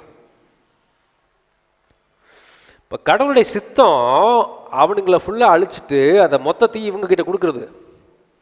ஆனால் இவங்க என்ன பண்ணிட்டாங்க, அவங்கள பார்த்து பயந்துட்டு துர்ச்செய்தியை வந்து பரப்பி இவங்களும் அழிஞ்சாங்க, துர்ச்செய்தியை கேட்டவனும் அழிஞ்சான். 40 வருஷம் வனாந்தரத்தை சுற்றி வந்தாங்க. ஆனால் ஆண்டவர் பிளான் பண்ணி வச்சிருந்தது என்னது, இவங்களுக்கு அவங்கள அமோகமாக பிரம்மாண்டமாக வாழ வைக்கணும்னு நினச்சிருந்தாரு. இவங்க சொன்ன செய்தி என்ன ஆயிடுச்சு, அப்போ கடவுளுடைய சித்தம்ங்கிறது 100% நம்மளுக்கு நன்மைக்கு தான். இதை வச்சு நம்பணும். இதை நம்பினாதான் கடவுளோட சித்தத்தை நீங்கள் செய்ய முடியும். அது பயங்கரமான ஒரு ஆசீர்வாதத்துக்குரிய விஷயம் கடவுளுடைய சித்தங்கிறது. ஆரம்பத்தில் கொஞ்சம் தடங்கள் வரும், அதெல்லாம் வரலாதுன்னு நான் சொல்லலை. ஆனால் அந்த ஆண்டோடைய சித்தங்கிறது உங்களை அமோகமான இடத்துக்கு போய் நிப்பாட்டிடும். அதை பார்த்து பயந்துக்கிட்டு இந்த கானானியர்களை பார்த்து பயந்துட்டு இருக்க மாதிரி இருந்தோம்னா நம்ம முன்னேறதுக்கு வாய்ப்பு இல்லை. ஸோ கடவுளுடைய சித்தத்தை செய்கிறது ரொம்ப ரொம்ப முக்கியம். அதில் சில நேரம் தடங்கள் வரலாம், வந்திருக்கும், வராமல் இருக்காது. பிரச்சனையே வராதுங்கன்னு நான் சொல்ல மாட்டேன். அந்த பிரச்சனைகளும் என்னவதுக்கு ஆகும்னா, வசனம் சொல்லுது, தாவீது சொல்றாரு, வெண்கல வில்லும் வீரர்களால் வளையும்படி யுத்தத்துக்கு என்னை எக்யூப் பண்ணாரு காட் அப்படிங்கிறாரு. இப்போ சண்டையே வரலன்னா இவன் எப்படி எக்யூப் ஆயிருப்பான் இல்லையா? ஸோ தோல்விகள் வந்தாலும் கூட அது நன்மைக்கு எதுவாக தான் இருக்குமே ஒழிய தீமைக்கு எதுவா டெஃபினட்டாக இருக்காது. அதான் கடவுளுடைய சித்தத்தில் இருக்க நன்மை. ஸோ கடவுளுடைய சித்தத்தை எங்கெங்கே செய்யணும், அது நன்மைக்கு எது தான். கடவுளுடைய சித்தம்ங்கிறது உங்களை நாசமாக்குறதுக்கோ உங்களை போய் பிச்சைக்காரனாக்கி நிற்க வைக்கிறதுக்கோ டெஃபினட்டாக கிடையாது. கடவுளுடைய சித்தம்ங்கிறது உங்களையும் என்னையும் பாதுகாத்து நல்ல இடத்துக்கு கூட்டிகிட்டு போகிறதுக்கு தான் ஆண்டவர் சித்தம் வச்சுருக்காருங்கிறத எரேமியா 29:11 வாசித்தோம். சரி, இப்போ எதில் சித்தம் செய்யணுங்க? எங்கெல்லாம் கடவுளுடைய சித்தத்தை செய்யணும்? மொதல் விஷயம், சின்ன வயசுலேருந்தே ஆரம்பமே, நம்ம என்ன படிக்கணுங்கிறதுக்கு ஆண்டவருடைய சித்தத்தை கேட்டிருக்கோமா?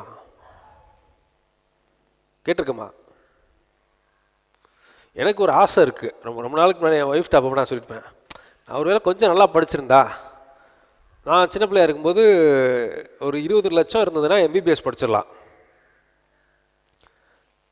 எம்பிபிஎஸ் படிச்சிருந்தா நல்லா இருக்குமே. பாருங்களேன், டாக்டர் ரூபன் எபினேசர், நான் சொல்லி பார்ப்பேன் அப்போ என் ஒய்ஃப்கிட்ட சொல்ல, டாக்டர் ரூபன் எபினேசர் MD-DM. அதனால அந்த பேருக்கும் இதுக்குமே ஒரு பொருத்தம் இருக்குல்ல, இருக்கா இல்லையா? இல்லையா? ஒருவேளை கொஞ்சம் காசு என்கிட்ட இருந்திருந்ததுன்னா நான் எம்பிபிஎஸ் படிச்சிருப்போமா இல்லையா நம்மளுக்கு தெரியல, படிச்சிருக்கலாமோ. படிச்சிருந்தா என்ன ஆயிருக்கும்?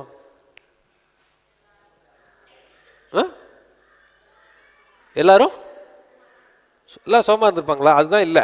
எனக்கு என்னன்னா ஒரு பிரச்சனை இருக்கு. எனக்கு பேரை ஞாபகம் வைக்கிறதுங்கிறது பெரிய பிரச்சனை. எல்லாத்தையும் நான் பண்ணிடுவேன், எனக்கு பேரை ஞாபகம் வைக்கிறது மட்டும் எனக்கு ரொம்ப பெரிய பிரச்சனை இப்போ வரைக்குமே. நீங்கள் எல்லாம் இருக்கீங்க, உங்கள் மூஞ்சி எனக்கு நல்லா தெரியும், இவங்க எந்த ஊரோ அவங்க கதை கூட எனக்கு ஞாபகம் வந்துடும், ஆனால் பேர் ஞாபகம் வராது. நான் டாக்டர் படிச்சிருந்தா மெட்டா சின்னு, ஆமாம் அந்த மாதிரி சின்னு தானே இருக்கும், எழுதுறாத ஆல்டிஹைடு எழுதி கொடுன்னு எழுதியிருந்தா என்ன இருக்கும்? கொலைகேஸ்லாம் வராது. அப்படின்னா பல டாக்டர் உள்ளதான் இருக்கணும். கொலைகேஸ் அதாங்க கொடுத்தோம், அவன் அதுக்கு தான் புரியாத மாதிரி நாங்கள் எழுதி கொடுப்போங்க இல்லையா, கிறுக்கி கொடுத்துருவோம்ல. ஸோ ஒருவேளை நான் டாக்டராக இருந்தால் என்ன இருக்குன்னா, கொஞ்சம் பேர் உலகத்தில் பாரமாக இருந்துருக்க மாட்டான். ஸோ நான் படிக்கிறதுலையும் ஆண்டவருடைய சித்தத்தை வச்சு படிக்கிறது நல்லது. அதுலேயும் கடவுளுடைய சித்தத்தை நம்ம செய்கிறோமா பண்ணுறோமா நீங்கள் தான் யோசிக்கணும். நல்லா படிங்க, நான் படிக்க வேணான்னு சொல்லலை, நல்லா படிங்க, ஆனால் சித்தத்தின்படி படிக்கிறோமா? படிக்கிறது நல்லது. ஆண்டவர் என்ன சொல்கிறாரோ அதை வச்சு படிக்கிறது. உங்களை டாக்டராக படிக்க சொன்னாரா? தாராளமாக படிங்க. லாயராக படிக்க சொல்கிறாரா? படிங்க. IAS கூட படிங்க, எல்லாம் வேணான்னு நான் சொல்லலை. அது கடவுளுடைய சித்தத்தின்படி செய்கிறீங்களா? காடு படிக்க சொல்ல மாட்டாரா? IAS சொல்ல மாட்டாரா? சொல்லுவார். சொன்னார்னா படிங்க. ரெண்டாவது, அடுத்த முக்கியமான விஷயம் மேரேஜ். ஏன் இந்த மேரேஜில் கடவுளுடைய சித்தத்தை முக்கியமாக நம்ம செய்யணும்னு சொல்கிறேன்னா, காடு ஒருத்தரை மோல்டு பண்ணுறதுக்கு, ஒரு விஷயமா ஒரு வடிவத்துக்கு ஒருத்தரை கொண்டு வரதுக்கு அவர் யூஸ் பண்ணுற முக்கியமான ஒரு ஆள் அந்த ஹஸ்பண்டோ ஒய்ஃபோ. சொல்கிறது புரியுதா? நம்மளை காட் ஒரு விதமாக மோல்டு பண்ணுவார். மோல்டு பண்ணுவார்னா என்ன? உருவாக்குவார். கரெக்ட். ஒரு விதமாக இந்த இப்படி குயவன் இப்படி ஒரு மண்ணை எடுத்து அப்படி வணைஞ்சு கொண்டு வராங்களோ, அது மாதிரி ஒரு மனுஷனையோ ஒரு மனுஷியோ ஒரு பொண்ணோ ஒரு பையனையோ உருவாக்குறதுக்கு அவர் யூஸ் பண்ணுற ரொம்ப நல்ல இன்ஸ்ட்ருமெண்ட்டில் ஒன்று அந்த துணை. பையனை மோல்டு பண்ணணும்னா அவன் ஒய்ஃபை வச்சு மோல்டு பண்ணுவார், ஒய்ஃபை மோல்டு பண்ணணும்னா அந்த ஹஸ்பண்ட் வச்சு மோல்டு பண்ணுவார். ஒருவேளை சித்தம் இல்லாத ஆட்களை நம்ம சூஸ் பண்ணால் அவருடைய பர்பஸை நம்ம மிஸ் பண்ணிடுவோம். அவர் பிளான் பண்ணி வச்சிருக்கிற விஷயத்தை நம்ம மிஸ் பண்ணிடுவோம். ஸோ ஆண்டவருடைய சித்தம் இல்லாமல் நம்ம மேரேஜ் பண்ணாலும் அது வந்து உங்களுக்கு வந்து ஆண்டவர் என்ன நினச்சிருக்காரு, ஆண்டவர் எப்படி உங்களை மோல்டு பண்ணணும்னு நினச்சிருக்காருங்கிறத மிஸ் பண்ணிடுவீங்க. அப்புறம் அடுத்தது எங்கே சித்தத்தை செய்யணும் அப்படின்னா, ஊழியத்தில் எது பண்ணாலும் சரி, சின்னதாக இருக்கட்டும் இல்லாட்டி பெருசாக இருக்கட்டும், எது பண்ணாலும் அவனுடைய சித்தத்தின்படி செய்கிறது நம்ம ரொம்ப சேஃபாக இருப்போம். அங்கே தான் நம்மளுக்கு பெஸ்ட்டு பாதுகாப்பு இருக்கும். சித்தத்தை விட்டு வெளியில் போய் பண்ணோம்னா நம்ம போய் எங்கேயாவது மாட்டிக்குவோம். ஸோ நம்ம சேஃப்டிக்காகட்டும், நம்மளுடைய பாதுகாப்புக்காகட்டும், அடுத்தவங்களுடைய பாதுகாப்புக்காகட்டும் ஆண்டவர் சித்தத்தின்படி அதை செய்கிறதும் அது ஏற்றதாக இருக்கும். அப்புறம் அடுத்த முக்கியமான விஷயம் ஜாப், வேலை. குறிப்பாக இப்போ இருக்க வாலிபர்களுக்கு சொல்லணுன்னா, 2000 ரூபா ஒருத்தன் கூட சம்பளம் கொடுக்குறான், என்ன செய்வான்? ஒரு இடத்துல நீங்கள் வேலை செய்கிறீங்க, ரைட்டா? இன்னொரு பக்கத்தில் இருக்க கம்பெனிலையோ பக்கத்தில் இருக்க கடையிலையோ கூப்பிட்றான், பக்கத்தில் இருக்க கம்பெனி கூப்பிட்றான், 20,000 ரூபாய் கொடுக்குற இடத்துல நான் வந்து 4,000 ரூபாய் சேர்த்து கொடுக்குறேங்க. 4,000 ரூபானா எவ்வளோ வித்தியாசம்? இல்லை, எவ்வளோ பர்சன்டேஜ் வித்தியாசம்? 20% கூட இல்லையா? 4,000 ரூபாய் உங்களுக்கு நான் சேர்த்து கொடுக்குறேன் அப்படிங்கிறான். என்ன பண்ணுவீங்க?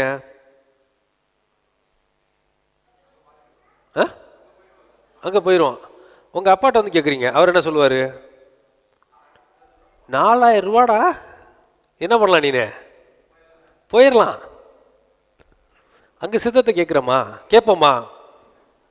நீங்கள் வேலை மாறுறது தப்புன்னு நான் சொல்ல வரல, நீங்கள் தப்பாக புரிஞ்சுக்கூடாது. இப்போ வேலை மாறுறது தப்புன்னு நீங்கள் சொல்ல வரீங்களா? அதிக சம்பளத்துக்கு போகக்கூடாதுன்னு சொல்கிறீங்களான்னு கேட்டால் அப்படி நான் சொல்ல வரல. சித்தப்படி செய்யுங்க. இப்போ என்னையை தூக்கி மதுரையில் போட்டாங்க ட்ரான்ஸ்ஃபரில், 1.5 வருஷம் நான் மதுரைக்கு போனேன், சரியா? இங்கே எனக்கு வேலை வேறு ஏதாவது ட்ரை பண்ணியிருக்க முடியும் என்னால். என்னோடய ப்ரொஃபைலுக்கு மீதி வேலை கிடச்சிருக்குமான்னு எனக்கு தெரியல, கிடச்சிருக்க வாய்ப்பு ஜாஸ்தி. நிறைய பேர் வேறு கம்பெனிஸில் இருக்கிற நிறைய பேர் அந்த கம்பெனி ஓனர்ஸே எனக்கு தெரியும். கேட்டிருந்தா ஒரு வேலை கொடுத்துருப்பாங்க, சொல்லப்போனால் ஒரு வேலை ஜாஸ்தியாக கூட எனக்கு சம்பளம் கொடுத்துருப்பாங்க. காடு சித்தமானு கேட்கும்போது அப்படி இல்லைன்ட்டாரு. அப்போ என்ன பண்ணோம்? அது போகிறபடி போயிடுறது பெஸ்ட்டு. அது நன்மைக்கு எதுவாக தான் இருக்கும். இப்போ நான் சேலமில் வேலை செய்கிறத விட நான் சென்னைக்கு போனால் எனக்கு இப்போ நான் வாங்குகிற சம்பளத்தோட 100 மடங்கு வரைக்கும் எனக்கு ஜாஸ்தியாக கிடைக்கும்னு சொல்லி நான் அப்படி சொல்லிக்க விரும்பல, கிடைக்கக்கூடும், கிடைக்கிறதுக்கு வாய்ப்பு ஜாஸ்தி. நான் இங்கே 10,000 20,000 ரூபாய் வாங்கினா எனக்கு எவ்வளோ கிடைக்குங்க? 40,000 கிடைக்கிறதுக்கு வாய்ப்பு இருக்குது. வாய்ப்பு ரொம்ப ஜாஸ்தி. இப்போ நான் வாங்குறத விட 70% 80% எனக்கு ஜாஸ்தியாக கொடுப்பான். பெங்களூருக்கு போனால் அங்கேயும் 100% எனக்கு ஜாஸ்தியாக கொடுப்பான். சித்தமாக இருக்குமா? எனக்கு இல்லை, அது எனக்கு தெரியும். அது என் வாழ்க்கைக்கு நல்லதாக இருக்குமான்னு கேட்டால் அதுவும் இருக்காது, ரைட்டா? அந்த படி பார்க்கும்போது என்னை எங்கே உட்கார வச்சிருக்காரோ அங்கே இருக்கிறது தான் எனக்கு என்னது சேஃப். எனக்கு எங்கே ஒரு இடத்துல உட்கார ஆண்டர். இப்போ ஒரு வேளை இப்போ என்ன மாதிரி நீங்கள் ஒரு இடத்துல வேலை செஞ்சுட்டு இருக்கீங்க, உங்களை வேறு இடத்துக்கு கொண்டு போகிறதா ஒரு சித்தமாக இருக்கிற பட்சத்தில் தாராளமாக போங்க. இந்த குண்டு சட்டிக்குள்ளேயே குதிரை ஓட்டாதீங்கன்னு தான் நான் சொல்லுவேன். நல்லா தாராளமாக பெரிய பெரிய இடத்துக்கு போங்க, தப்புன்னு நான் சொல்ல மாட்டேன். சித்தமாங்கிறத யோசிச்சுட்டு போங்க, அதை கேட்டு தெரிஞ்சுக்கிட்டு போங்க, ஆண்டவர் வழி நடத்துகிறாராங்கிறத புரிஞ்சுக்கிட்டு போங்க. அப்போ அங்கே சேஃபாக உங்களுக்கு இருக்கும், அது ஆசீர்வாதமாக இருக்கும். சித்தம் இல்லாத இடத்துல போய் மாட்டினோன்னா அது அந்தளவுக்கு ஆசீர்வாதமான மேன்மையாக இருக்காது. ஸோ இதை தான் நம்ம பார்த்தோம். எங்கே சித்தத்தை செய்யணும் அப்படின்னா, படிப்பில் ஆண்டவர் சித்தத்தை செய்கிறது நல்லது, மேரேஜில் ஆண்டவர் சித்தத்தை செய்கிறது நல்லது, மினிஸ்ட்ரியில் ஆண்டவர் சித்தத்தை செய்கிறது, ஊழியத்தில் ஆண்டவர் சித்தத்தை செய்கிறது மேன்மை, நம்ம வேலைகள்லையும் ஆண்டவர் சித்தத்தை செய்கிறது தான் மேன்மை. அந்த வேலையை வச்சும் ஆண்டவர் உங்களை எப்படி டியூன் பண்ணணும்னு நினைக்கிறாரோ, எப்படி உருவாக்கணும்னு நினைக்கிறாரோ அப்படி உருவாக்குவார். ஓகே, சரி, அடுத்த பாயிண்ட், 4வது பாயிண்ட், மத்தேயு 7:23. அப்பொழுது நான் ஒரு காலம் உங்களை அறியவில்லை, அக்கிரம செய்கைக்காரரே என்னை விட்டு அகன்று போங்கள் என்று அவர்களுக்கு சொல்லுவேன். அப்போ இதுலேருந்து ஒரு விஷயம் நமக்கு தெரியுது, ஆண்டவரை தெரியாமலே மினிஸ்ட்ரியும் பண்ண முடிஞ்சிருக்கு. தெரியலன்னு யாரை நம்ம சொல்லுவோம்? தெரியாதால தானே சொல்லுவீங்க. டெய்லி உட்காந்து 4 மணி நேரம் ஒருத்தர் பேசிகிட்டு இருக்கீங்க, ரொம்ப க்ளோஸ் ஃப்ரெண்டு, நாளைக்கு காலையில் முழிச்சு உன்னை யாருன்னு தெரியாதுன்னு சொல்லுவீங்களா? சொல்லுவோம். எப்போ சொல்லுவோம்? கலண்டுச்சுன்னா சொல்லுவாங்க. அதை விடுங்க, கலராமல் ஏதாவது சொல்லுவாங்களா? சொல்ல மாட்டாங்க. உங்களை எங்கேயோ பார்த்த மாதிரி இருக்குன்ட்டு 10 வருஷம் சேர்ந்து ஒய்ஃபை பார்த்து காலைல உங்கள் வீட்டுக்காரர் இருந்துருச்சு, என்னமோ உன்னை பார்த்த மாதிரி இருக்குன்னாருன்னா ஸ்க்ரூ காலண்டர் லூஸ் ஆகிருக்கு, டைட் பண்ணணும்னு உங்களுக்கு தெரியும். அப்போ இவர் காடு தெரியாமலா சொல்கிறாரு? உங்களை ஒரு காலமே எனக்கு தெரியாதுப்பா அப்படின்னு சொல்கிறாருன்னா இவனுக்கும் அவருக்கும் என்ன இல்லை? உறவே இல்லை. உறவே இல்லாமல் மினிஸ்ட்ரியும் பண்ணியிருக்கான் இவன். இப்போ நான் என்ன நினைக்கிறேன்னா, ஆரம்பத்தில் இவனுக்கு உறவு வரம் எப்படி வரும்? சும்மா வந்திருக்கும், கேட்டிருக்கணும், பெற்றிருக்கணும், ஜோம் பண்ணியிருக்கணும், உபவாசம் இருந்திருக்கணும், அப்படி தான் இவனுக்கு வந்திருக்கும் வரம். அதுக்கப்புறம் என்ன ஆயிடுச்சு? அதுக்கப்புறம் பயங்கர பிஸி ஆகிட்டார் இவர். என்ன ஆகிட்டார்? இவர்கிட்ட பேசுறது கூட டைம் இல்லாமல் இவர் அற்புதம் பண்ணுறதுலையும் அடையாளம் பண்ணுறதையும் என்ன பண்ணிட்டாரு? பிஸி ஆகிட்டார். அது பூரா நடந்திருக்கு. இப்போ வழி விலகி போய் ரொம்ப நாள் ஆயிடுச்சு. ஆண்டவர் சொல்கிற பேச்சை கேட்டு செஞ்சு ரொம்ப நாள் ஆயிடுச்சு. கடவுளுக்கு இவருக்கு உறவு. ஒருத்தர் சொன்னாராம், ஒரு பாஸ்டர், இன்னொருத்தர் சொன்னார், இவர் தெரிஞ்சு சொன்னாரா தெரியாமல் சொன்னாரான்னு தெரியல பிரதர், எனக்கு மினிஸ்ட்ரி அவ்வளோ பிஸியாக இருக்கேன் பிரதர், ஜோம் பண்ணுறதுக்கே என்ன இல்லை, டைம் இல்லை. இப்போ எவ்வளோ பிஸியாக ஆயிருக்காங்கன்னு பாருங்க. நான் என்ன சொல்லுவேன், மினிஸ்ட்ரியை நிப்பாட்டிட்டு அங்கேருந்து வாங்கிட்டு அதுக்கப்புறம் செய்ய. ஸோ கடவுளுக்கும் நம்மளுக்கும் இருக்கிற நெருங்கிய உறவுங்கிறது ரொம்ப ரொம்ப அவசியம். அங்கே தான் நம்மளுக்கு தெரியும் நம்ம எதில் தப்பு பண்ணுறோம், எதில் நம்ம சரியாக இருக்கோங்கிறது. ஸோ ஆண்டவருடைய பிரசனத்தில் நிரம்பி இருக்கிற ஒரு வாழ்க்கையை நம்ம இருக்கணும். அதான் ஆண்டவர் விரும்புகிறாரு. கடைசியாக வாசிக்க கேட்போம் அதே வசனத்தை, 7:23. அதே வசனம் 7:23. அப்பொழுது நான் ஒரு காலம் உங்களை அறியவில்லை, அக்கிரம செய்கைக்காரரே என்னை விட்டு அகன்று போங்கள் என்று அவர்களுக்கு சொல்லுவேன். அப்போ இதில் இன்னொன்று இருந்திருக்கு. இதில் என்ன இருந்திருக்கு? இவங்ககிட்ட என்ன இருந்திருக்கு? அக்கிரம செய்கையும் நிறைய இருந்திருக்கு. இதுதான் நம்ம புரிஞ்சுக்கணும். அப்புறம் அக்கிரமம் செய்யும்போது எப்படிங்க அற்புதம் நடக்கும் அப்படின்னு நீங்கள் கேட்பீங்க. நடக்கும். ஒரு சின்ன உதாரணம் சொல்லணும்னா, இதை நான் சொல்லும்போது நேற்று இதை ஒரு யூடியூப் ஒரு ஜூம் மீட்டிங்கில் இதை பேசிகிட்டு இருந்தேன். அப்போ ஒரு சிஸ்டர் கேட்டாங்க, அக்கிரமம் செய்யக்காரன்னு சொல்லியிருக்காரு, அப்புறம் எப்படி அற்புதம் நடந்துச்சு அப்படின்னு கேட்டாங்க. அதுக்கு நடக்கிறதுக்கு வாய்ப்பு இருக்குது. ஏன்னா பைபிளில் ஒரு சம்பவம் இருக்குது. சிம்சோன்னு ஒருத்தன் இருக்கான், பலசாலி, நியாயாதிபதிகள்லாம் அவனை பற்றி வாசிக்கிறோம். பெலிஸ்தீர்களை எப்படி முறியடிச்சான் அப்படின்னு பார்த்தீங்கன்னா, ஒரு கழுதையோட எலும்பு எடுத்து, தாடை எலும்பு எடுத்து, ஜாபோன் எடுத்து 1000 பேரை காலி பண்ணிட்டான். அப்புறம் எங்கே போனான்? சிங்கத்தை பிடிச்சி பண்ணி முடிச்சிட்டான். அதுக்கப்புறம் யார்கிட்ட போனான்? யாரவ? டெலிலாட்ட போயிட்டான். போய் அவளோட இருந்துகிட்டு இருக்கான். அப்போ என்ன பண்ணிட்டாங்க? ஒரு கூட்டம் வந்துட்டாங்க. அவங்கள என்ன பண்ணான்? பிடிச்சி அடிச்சு வரட்டிட்டான். இப்போ எப்படி ஒர்க் ஆனுச்சு? இவன் தவறும்போது நடந்திருக்க கூடாதுல்ல, வரம் வேலை செய்யக்கூடாதுல்ல, எப்படி வேலை செஞ்சிச்சு? ஸோ ஆண்டவர் சில நேரம் ஒரு வரத்தை சில பேர் கொடுப்பாரு. அதை கொடுத்துட்டு நம்ம இந்த சில்லற வேலையை பார்க்க மாட்டார். நம்மளுக்கு ஒருத்தவங்களுக்கு பிடிச்சவங்களுக்கு நீங்கள் இந்த சின்ன பிள்ளைல சண்டை போடுவோம் தெரியுமா? சாக்லேட் வாங்கி பக்கத்தில் ஃப்ரெண்டுக்கு கொடுத்துருப்போம். அது என்ன பண்ணிடும்? அடுத்த நாள் சண்டை போட்டுரும். உடனே அடுத்த நாள் என்ன பண்ணுவோம்? என் சாக்லேட்டை கொடு நீனு அப்படின்னு கேட்போம். அந்த சில்லற வேலையை யார் பண்ண மாட்டா?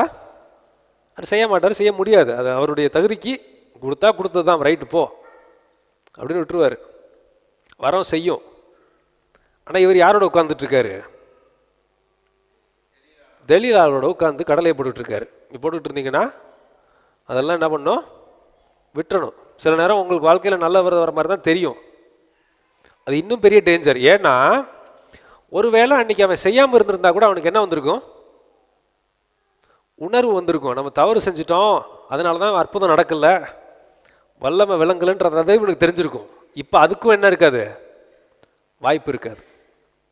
ஏன்னா அதான் அற்புதம் நடக்குதுல்ல, நம்ம தவறு செஞ்சுக்கிட்டு இருக்கோங்கிறதெல்லாம் மறந்துட்டு அற்புதம் நடக்குதுல்ல.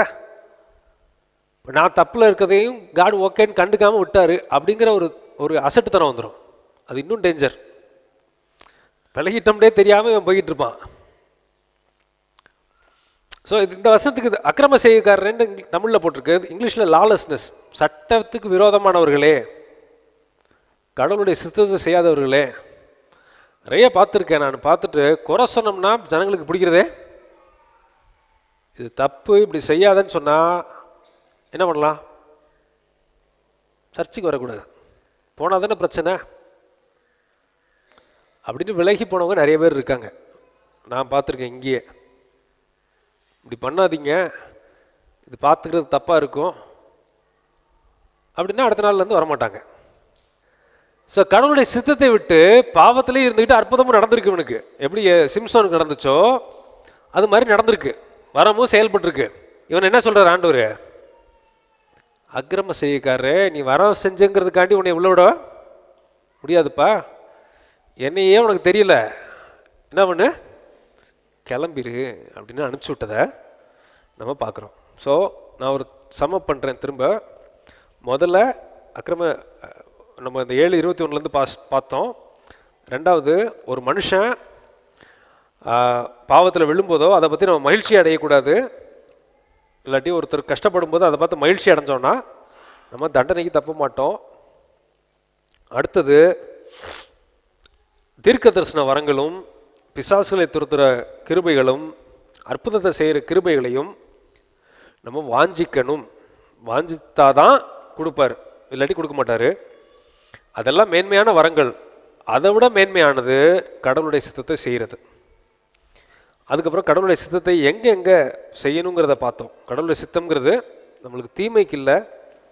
எரேமியா 29:11 பார்த்தோம். தீமைக்கு இல்லை, நன்மைக்குரிய சித்தத்தையே அவர் வச்சுருக்கார், நன்மைக்காகத்தான் வச்சுருக்கார்.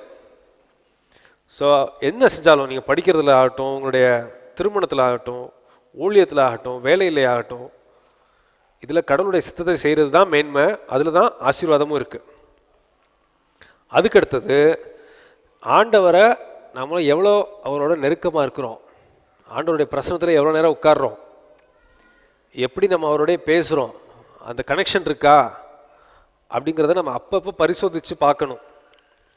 அதுக்கடுத்தது, எல்லாம் செஞ்சுக்கிட்டு இருக்கும்போது வழி விலகி போகிறதுக்கு ஒரு முக்கியமான காரணம் பாவம். ஏன்னா வசனம் தெளிவாக சொல்லுது, கடைசியில் வாசி கேட்போம், எபிரேயர் 12:1,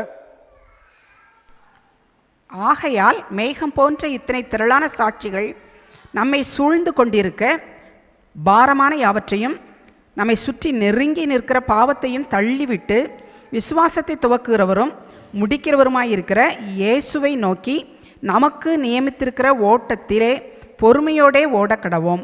பொறுமையோடே ஓடக்கடவோம்.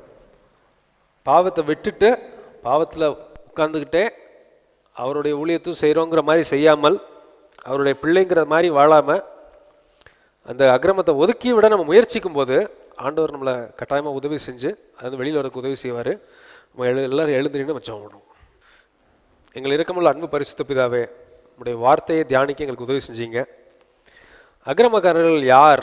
உங்களுடைய சித்தத்தை செய்யாதபடி அதை விட்டு வழி விலகி போன உங்களுடைய பிள்ளைகளை நீங்கள் சந்திக்க வேண்டுமா நான் க்ஷபிக்கிறேன். அக்கிரமத்திலிருந்து விடுவிக்க வேண்டுமா நான் க்ஷபிக்கிறேன். இயேசுவின் நாமத்தினாலே மாறுதல் உண்டாக வேண்டுமா நான் க்ஷபிக்கிறேன். அக்கிரமக்காரர்களாய் உண்மையை விட்டு வழி விலகி ஓடின அந்த ஆடுகளைப் போல் நாங்கள் இல்லாமல் எங்கள் ஒவ்வொருவரையும் நாங்கள் கிட்டி சேர எங்களுக்கு உதவி செய்யுங்க சுவாமி. இயேசுவின் நாமத்தினாலே பெரிய மீட்சி உண்டாகட்டும். மீட்கப்பட்ட பாவிகள் நாங்கள் எங்களுக்கு சொந்தமானவர்கள் அல்ல, நாங்கள் உமக்கு மாத்திரமே சொந்தம் சுவாமி. அதை நாங்கள் அங்கீகரிக்கிறோம், அதை நாங்கள் உச்சரிக்கிறோம், அதை நாங்கள் ஏற்றுக்கொள்கிறோம். இயேசுவின் நாமத்தினாலே மீட்கப்பட்ட ஒவ்வொருவரும் உம்மண்ணை கிட்டு சேர எங்களுக்கு உதவி செய்யுங்க. ஒரு நாள் நாங்கள் உம்முடைய நியாயாசனத்துக்கு முன்பதாக நிற்கும் பொழுது இந்த வார்த்தைகளை இங்கே இருக்கிற ஒருவராகிலும் நாங்கள் கேட்கக்கூடாது. அக்கிரம செய்யறக்காரரே அகன்று பொங்கல் அப்படிங்கிற ஒரு வார்த்தையை நாங்கள் கேட்கவே கூடாது சுவாமி. இயேசுவின் நாமத்தினாலே கர்த்தர் நீங்கள் உங்களுடைய பிள்ளைகளாக எங்களை ஒவ்வொருவரையும் நீங்கள் மாற்ற வேண்டுமா நான் க்ஷமிக்கிறேன். தேவ கிருபை சூழ்ந்து கொள்ளட்டும். இந்த வசனமானது உங்களுடைய பிள்ளைகளுடைய இருதயத்தில் பேச வேண்டுமா நான் க்ஷமிக்கிறேன். தேவ கிருபை சூழ்ந்து கொள்ளட்டும், ஆசீர்வதிக்கட்டும். இயேசுவின் நாமத்தினால் எங்கள் ஜெபங்களை எடுக்கிறோம் பரிசுத்த பிதாவே. நம்முடைய கர்த்தராகிய இயேசு கிறிஸ்துவினுடைய கிருபையும் பிதாவாகிய தேவனுடைய அன்பும் பரிசுத்த ஆவியினுடைய அந்யோன்ய ஐக்கியமும் இன்றும் என்றும் சதா காலங்களிலும் நம் அனைவரோடு கூட இருப்பதாக. ஆமென். தேவ ஆசீர்வாதத்தோடு அடியாரை அனுப்போம். வார்த்தை என்னும் அப்பத்தாலே பொசித்து வளர்ப்பியும் இப்போதும் மை தேடி வந்து மனதார போற்றினோம். மோட்சலோகத்து கழித்து உம்மை வாழ்த்தி தொழுவோம். ஆமென். என் ஆத்துமாவே கர்த்தரை ஸ்தோத்திரி, என் முழு உள்ளமே அவருடைய பரிசுத்த நாமத்தை ஸ்தோத்திரி. என் ஆத்துமாவே கர்த்தரை ஸ்தோத்திரி, கர்த்தர் செய்த சகல உபகாரங்களை மறவாதே. ஆமென், ஆமென். ஹல்லேலூயா, ஹல்லேலூயா, ஹல்லேலூயா. God bless you. Amen.